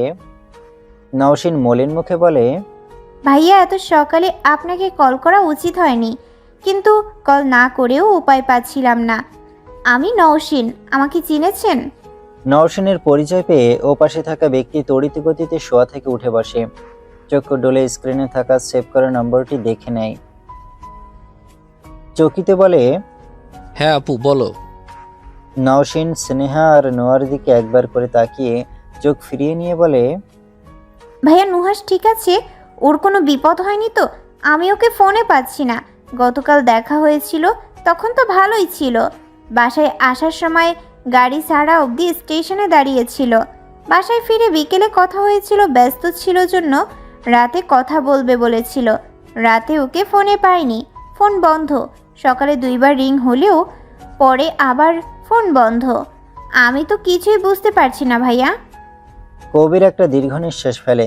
তাকে চুপ থাকতে দেখে নওশিন কিছু একটা বুঝতে পেরে বলে, ভাইয়া আমি সব কিছু শুনতে প্রস্তুত, আপনি আমাকে বলতে পারেন। নওশিনের জন্য কবিরের খারাপ লাগা শুরু হয়েছে। কিছু লুকোতেও ইচ্ছে করছে না তার, সত্যিটা বলতেও মন সায় দিচ্ছে না। তবুও নিজেকে শক্ত করে বলে ওঠে, কি যে বলি আপু, আপনাকে সত্যিটা বলার সাহস আমার হচ্ছে না। বলেন ভাইয়া।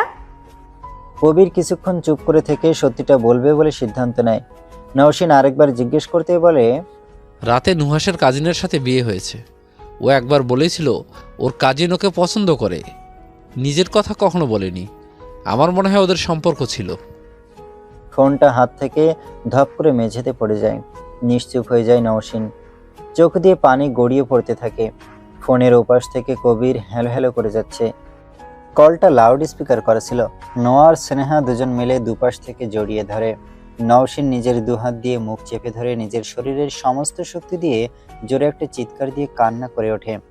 দুপুর 3টা। নওশিন মন খারাপ করে জানালার পাশে বসে আছে। চোখ দিয়ে অনবরত পানি ঝরছে। চোখের রং লাল হয়ে গেছে, ফুলেও গেছে খানিকটা। নুহাসের এমন একটা কাজের পর সে নিজেকে কোনোভাবে সামলে উঠতে পারছে না। সকালে খাওয়া দাওয়া করেনি। দুপুরে খাওয়ার জন্য নোয়া ডাকতে এলেও খেতে যায়নি। নোয়া নিজেই খাওয়া দাওয়া শেষ করে প্লেটে নওশিনের জন্য খাবার এনেছিল। জোর করে 2-3 লোকমা নিজের হাতে তুলে খাইয়ে দিয়েছে।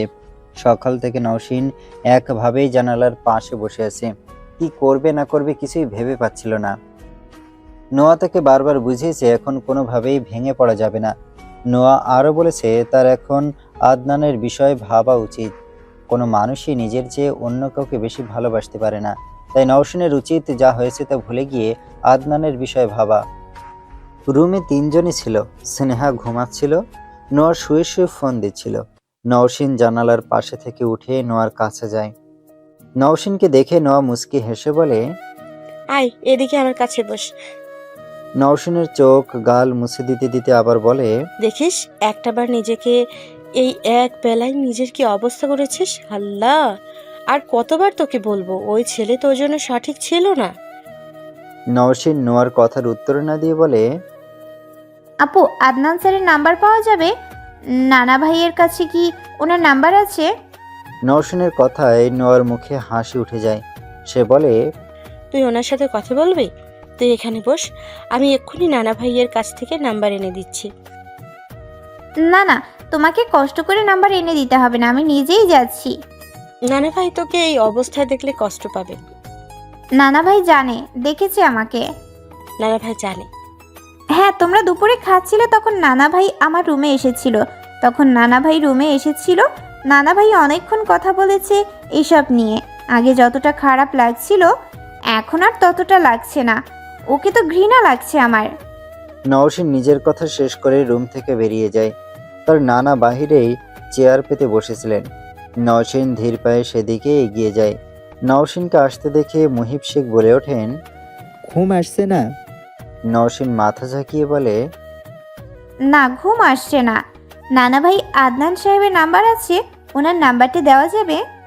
মুহিব শেখ হাসি মুখে জিজ্ঞেস করে, তুই কি তার সম্পর্কে ভাবতে চাচ্ছিস নানা ভাই? হ্যাঁ। আচ্ছা, ওনার সাথে বের হলে কি তোমরা কেউ মাইন্ড করবে? আমার বাড়িতে ভালো লাগছে না। আজকেই হ্যাঁ বলছি, এটাই প্রথম আর এটাই শেষ। এরপর এরকম আর কোনো আবদার করবে না। আমার ফোনটা নাও, এখানে নম্বর সেভ করা আছে। নওশীন মুহিব শেখের হাত থেকে ফোনটা নিয়ে আদনানের নাম্বারটা নেয়। নানার সাথে আরও কিছু কথা বলে রুমে চলে আসে। নওশীনকে রুমে আসতে দেখে নোয়া বলে ওঠে, পেয়েছিস নাম্বার? হ্যাঁ, পেয়েছি। কল দিবি?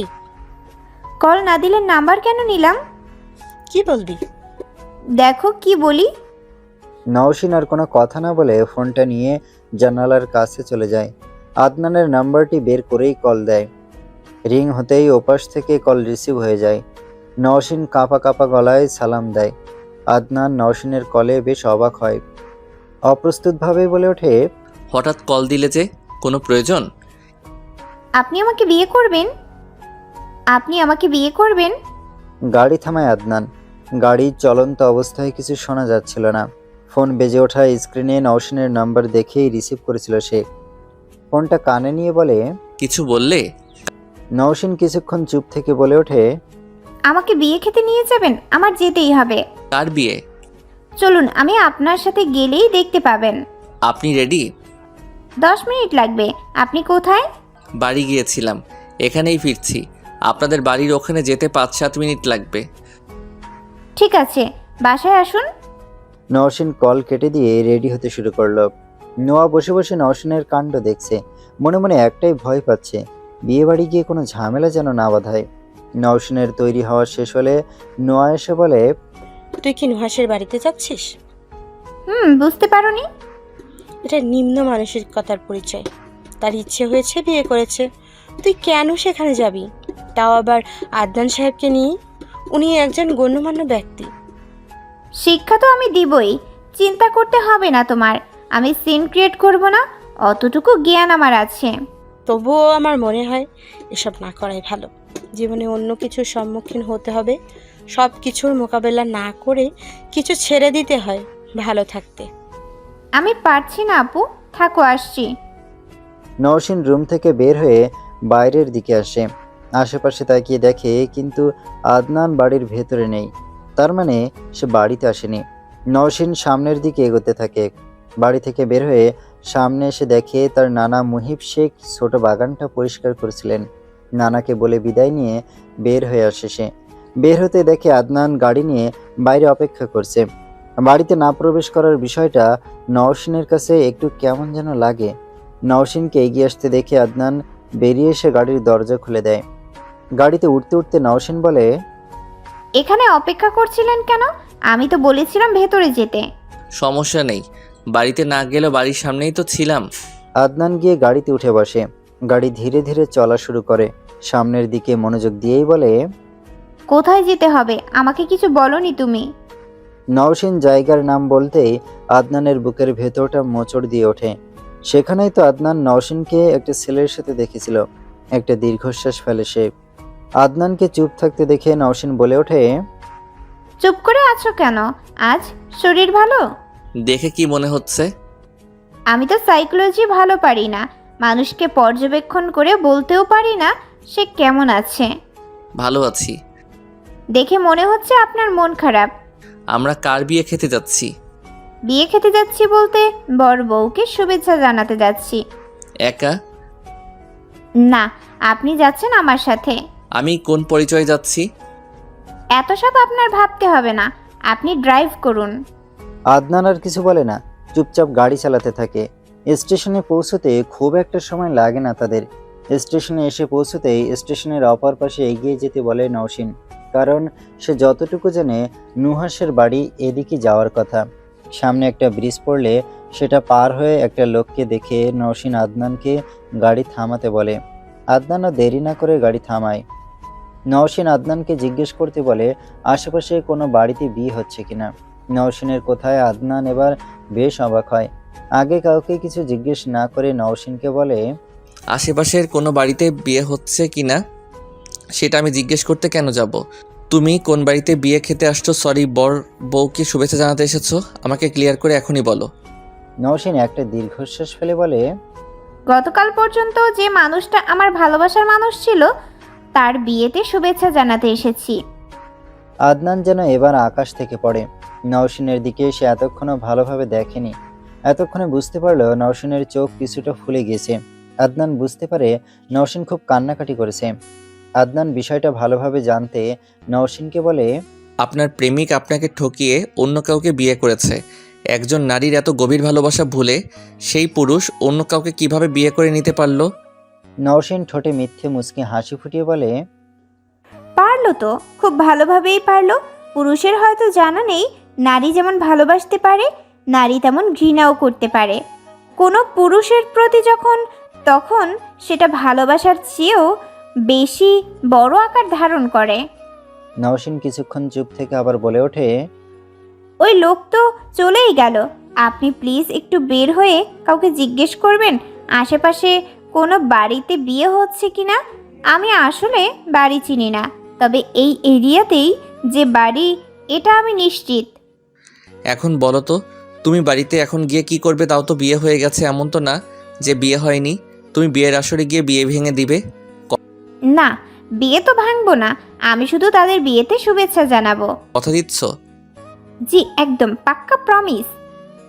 আদনান গাড়ি থেকে বের হয়ে বাইরে যায়। নওশিন গাড়িতে একা একা বসে ব্যাগে থেকে নুহাসের সাথে সম্পর্কের প্রথম মাসে পাওয়া গিফটগুলো বের করে দেখে, আবার ব্যাগের ভেতরেই রেখে দেয়।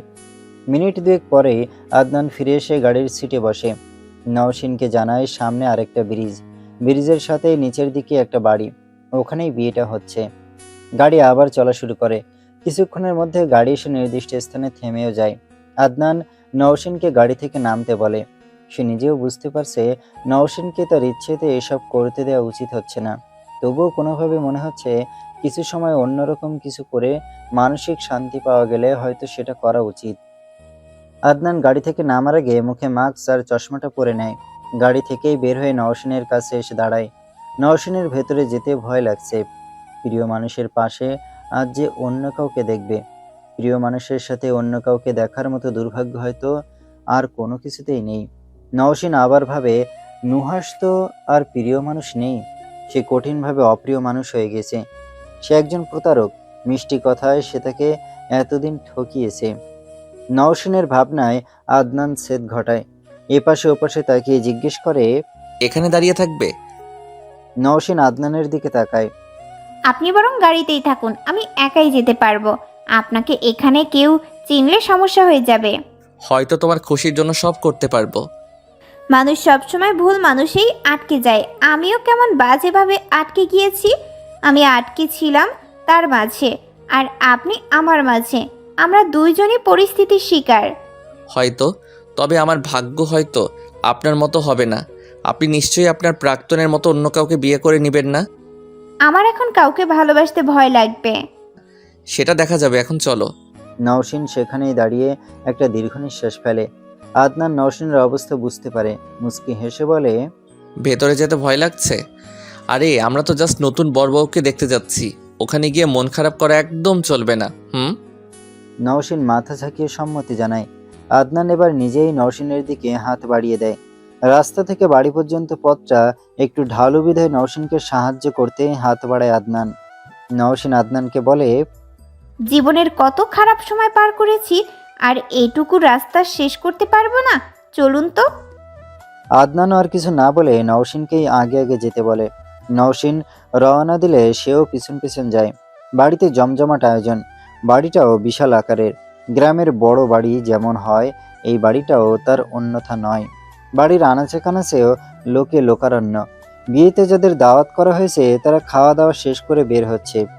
একপাশেই ছোট একটা জায়গা সাজানো, সেখানে ফাঁক ফোকর দিয়ে নতুন বউকে কিছুটা দেখা যাচ্ছে, কিন্তু পাশে বর নেই। বউয়ের আশেপাশে কিছু পিচ্ছি আর দুইটা 15-16 বছর বয়সী মেয়ে বসে আছে বউকে সঙ্গ দিতে। আশেপাশে তেমন কাউকে না দেখে নওশিন বউয়ের দিকেই এগোতে থাকে। মাঝপথে আদনানের কল এলে আদনান ফোনটা বের করে দেখে তার মা কল দিয়েছে। নওশিন আদনানের দিকে তাকাতেই আদনানও নওশিনের দিকে তাকায়। নওশিন কথা বলে আসতে বলে। আদনান তাকে জানায় সে 2 মিনিটের মধ্যে আসছে। নওশিনও মুচকি হেসে সম্মতি দেয়। নওশিন বউয়ের কাছাকাছি যেতেই যেন তার বুকটা ভারী হয়ে আসতে শুরু করে। নিজের ভরটাও যেন বেড়েছে। পা ঠিকমতো চলছে না। নিজের মন শক্ত করে একটা শ্বাস ফেলে বউয়ের দিকে এগিয়ে যায়। নওশিন নতুন বউয়ের পাশে একটা চেয়ার টেনে বসেই সালাম দেয়। নতুন বউ সালামের জবাব দিতেই নওশিন বলে ওঠে, কেমন আছেন? নতুন বউ মুচকি হেসে আবার জবাব দেয়, জি আলহামদুলিল্লাহ ভালো আছি, আপনি? জি ভালো। আমাকে চিনলেন না তাই না? না আসলে চিনতে পারিনি। আমি নুহাসের বান্ধবী। ও আচ্ছা। তা সে কোথায়? দেখছি না যে। ও একটু ভেতরে গেল, বললো কি যেন দরকার।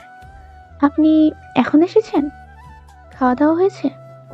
ওসব নিয়ে আপনাকে ভাবতে হবে না। নওশিন ব্যাগ থেকে গিফটগুলো বের করে নতুন বউয়ের হাতে দেয়, যেন এগুলো তার জন্য আনা হয়েছে। দুজনের মধ্যে কথাবার্তা চলতে থাকে।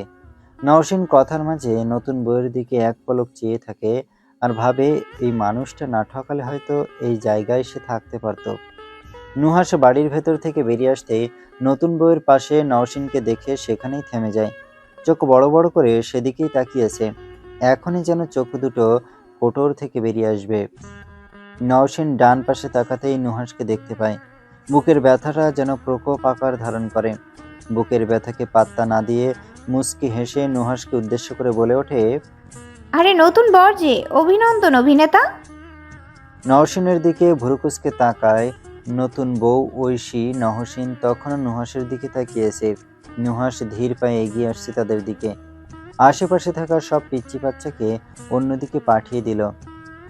সেখানে থাকা 15-16 বছরের মেয়ে দুটোকে বলে ঐশীকে সেখান থেকে নিয়ে যেতে, কিন্তু ঐশী বিষয়টাকে নাকচ করে দেয়। জানায় সে এখান থেকে যাবে না। কি হচ্ছে এখানে সেটা তার জানা দরকার। মেয়ে দুটো এবার নুহাসের ইশারা পেয়ে চলে যায়। ঐশী এক পর্যায়ে নুহাসকে বলে ওঠে, আপুটা তোমাকে অভিনেতা বললো কেন? আর এখন ওনার সাথে কথা বলতে আমাকে ভেতরে যেতে বলছে কেন? কি চলছে এখানে? নুহাস ঐশীর কাছে এসে বলে, আরে কিচ্ছু হয়নি, ও আমার পরিচিত হয়। নওশিন দাঁড়িয়ে চুপচাপ ওদের কথা শুনছিল। এমন সময় ফোনে মেসেজের শব্দ আসতে ফোনের স্ক্রিনে চোখ বুলিয়ে নেয়। আদনান মেসেজ করে জানিয়েছে সে সামনের টেবিলেই আছে, প্রয়োজন হলে যেন কল করে। নওশিন সাথে সাথে রিপ্লাই করে তার ওখানেই মিনিট 2-এর মধ্যে আসতে বলে। ঐশী নওশিনকে জিজ্ঞেস করে, আপু আপনি কে বলুন তো? নওশিন মুচকি হেসে বলে, আপনার কি মনে হয়? নুহাস দুজনকে থামিয়ে বলে, আরে কি শুরু করলে তোমরা দুজন? নওশিন মাথা চুলকাতে চুলকাতে বলে, আমি কি কিছু বলেছি নুহাস? এই যে তুমি আমার সাথে 4-5 মাস সম্পর্কে ছিলে, গতকালও দেখা করেছিলে, আমাকে বিয়ের স্বপ্ন দেখিয়েছিলে, এসব কি কিছু আমি বলেছি কাউকে? নো নেভার, আমি কাউকে কিচ্ছু বলিনি নুহাস। ঐশী নওশিনের কথা শুনে চোখ বড় করে নুহাসের দিকে তাকিয়েছে। ওদিক থেকে নুহাসও রাগী চোখে নওশিনের দিকে তাকিয়েছে। নওশিন দুজনের অবস্থা দেখে মিটিমিটি হাসছে। দুজনের অবস্থা দেখে নওশিন বলে, কি হলো, তাকিয়ে আছো কেন? এসে আবার ঐশীকে বলে, আর এই যে ভাবি, ছেলেরা কিন্তু বিয়ের আগে কিংবা বিয়ের পরে ভালো ছেলে থাকে না, ভালো বানিয়ে নিতে হয়। আমার কথা বুঝতে পেরেছেন তাই না? দেখে বুদ্ধিমতী মেয়ে মনে হচ্ছে, আমার কথা হয়তো বুঝতে পেরেছেন। আদনান এসে তিনজনের পাশে দাঁড়ায়। সে তখনও মাস্ক সানগ্লাস পরে আছে। নওশিন নুহাস এবং ঐশীকে উদ্দেশ্য করে আদনানকে দেখিয়ে বলে, পরিচয় করিয়ে দেই, উনি আমার হবু বর, উনি পেশায় একজন ইওনো। নুহাসের দিকে তাকিয়ে তাচ্ছিল্যের হাসি হেসে বলে, খুব একটা ঠকাতে পারলে না, তোমার চেয়ে শতগুণে একজন ভালো মানুষ পেতে চলেছি আমি। আল্লাহর কাছে হাজার হাজার শুকরিয়া, উনি তোমার মতো ছেলেকে আমার কপালে লিখে রাখেননি। তারা সবাই বিয়ে বাড়ির মানুষদের থেকে একটু দূরে থাকায় কেউ বুঝে উঠতে পারেনি এখানে কি হচ্ছে। নুহাসের অবস্থা দেখে নওশিনের যেন এবার শান্তি শান্তি লাগছে। সে নিজেই মনে মনে বলতে থাকে, নুহাস, মেয়েদের তুমি এখনো চিনে উঠতে পারোনি। মেয়েরা যেমন ভালোবাসতে পারে সেরকম ঘৃণাও করতে পারে। মেয়েদের ঘৃণা এতটা তীব্র হয় যে তোমার মতো পুরুষরা সেই ঘৃণায় ভস্ম হয়ে যাবে। আমাকে না ভালোবাসলে আমাকে বলেই দিতে পারতে, আমি চলে যেতাম। একটা বারের জন্য তোমার দিকে ফিরে তাকাতাম না। এই যে আমি আজ তোমার পাশে অন্য একটা মেয়েকে দেখছি, আমার একটুও খারাপ লাগছে না, কষ্ট হচ্ছে না। ওই যে কথায় বলে না, মন থেকে একবার উঠে গেলে কারো পাশে শুয়ে থাকলে যাবে আসবে না, সেরকম হয়েছে আমার। আমি এখন খুশি তোমার মতো ছেলেকে আর আমাকে ভালোবাসতে হবে না। তুমিও এখন একটু বোঝো মনের বিরুদ্ধে কিছু ঘটলে ঠিক কেমন লাগে। নওশিন একটা দীর্ঘ নিঃশ্বাস ফেলে আদনানকে বলে, চলুন, আমার এখানকার কাজ শেষ। চলো। নওশিন আর আদনান চলে যেতে থাকে। নওশিনের হঠাৎ কিছু মনে পড়তেই পিছনে ঘুরে তাকায়। ঐশী এক পলকে নুহাসের দিকে তাকিয়েছে। নুহাস বারবার তাকে বোঝানোর চেষ্টা করেই যাচ্ছে। নওশিন এগিয়ে গিয়ে ঐশীকে উদ্দেশ্য করে বলে, শুনুন আপু, আমি খুব একটা ভালো মানুষ নই। আমি খুব স্বার্থপর। কেউ আমাকে কান্না করাবে আর আমি তার চোখে পানি আনবো না, এতটা ভালো মানুষ আমি নই। আপনি আপনার বরকে সাবধানে রাখিয়েন। পেলে বয় পড়েছে আপনার ভাগ্যে, নজরে রাখবেন। আর আবার অন্য কোথাও মুখ দেওয়ার অভ্যাস আছে। নওশিন আদনানকে নিয়ে সেখান থেকে বেরিয়ে আসে। একটাবারের জন্য পিছনে ফিরে তাকায়নি। সে বুঝতে পারছে আজ সে ভীষণ সেলফিশ হয়ে গেছে, তবুও নিজেকে সান্ত্বনা দিচ্ছে এটা ভেবে যে মাঝে মধ্যে নিজের মনকে ভালো রাখতে এরকম অন্যজনের মুখোশ খুলে দিতে হয়। আদনান আর নওশিন গাড়িতে এসে বসে। আদনান খেয়াল করে নওশিনকে নিশ্চিন্তে লাগছে। আদনান নওশিনকে জিজ্ঞেস করে, এখন কি ভালো লাগছে? আমার নিজেকে দর্শক মনে হচ্ছিল। আমি বুঝতে পারছিলাম তুমি এমন একটা দিনে ওসব বলে অন্যায় করছো, তবে কেন জানি না আটকাতে ইচ্ছে করলো না। আমার এখন শান্তি লাগছে। ওরা রিলেশন করে বিয়ে করেছে, সংসার ভাঙবে না, কিন্তু মেয়েটা ওকে হাতের পুতুল করে রাখবে। উঠতে বললে উঠতে হবে, আর বসতে বললে বসতে হবে। কথাগুলো বলেই সিটে হেলান দিয়ে চোখ বন্ধ করে ফেলে নওশিন। আদনান গাড়ি চালানো শুরু করে। নওশিন সারাটা রাস্তা চোখ বন্ধ করে বসেছিল। আদনান গাড়ি চালানোর ফাঁকে ফাঁকে নওশিনকে দেখতে থাকে। এক পর্যায়ে আদনান বলে, বাড়ি পৌঁছে দেব নাকি কোথাও যাবে ঘুরতে? নওশিন চোখ বন্ধ করে বলে, বাড়ি ছাড়া অন্য যে কোনো জায়গায় নিয়ে যান, আমি একটু শান্তিতে শ্বাস ফেলতে চাই। আদনান হাসি মুখে গাড়ি চালাতে থাকে। সামনের দিকে মনোযোগ দিয়ে বলে, আমাকে আর কতদিন অপেক্ষা করতে হবে? কিসের জন্য? আমার পাশে বসা মেয়েটার জন্য। অনন্তকাল। কেন? এত সহজে আর কাউকে মন দিতে পারছি না আমি।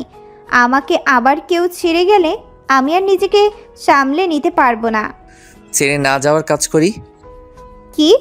বিয়ে। নওশিন আদনানের দিকে অসহায় দৃষ্টিতে তাকায়, বলে, আমার সময় লাগবে। আমি এত তাড়াতাড়ি কোনো কিছুতে সিদ্ধান্ত নিতে পারবো না। কত সময় লাগবে? আমি কলেজ লাইফটা শেষ করতে চাই। তারপর আপনাকে আর হারাতে হবে না তো? ভালোবাসেন? যদি বলি হ্যাঁ, তাহলে বলবো ভালোবাসাটা জিয়েই রাখুন। প্রেমস্পন্দনের দায়িত্ব আমি নিলাম। প্রেম স্পন্দন সেটা কি? যে প্রেমের হৃদয় স্পন্দন বাড়ে, প্রেমের ভাষায় আমি তাকে প্রেম স্পন্দন বলি।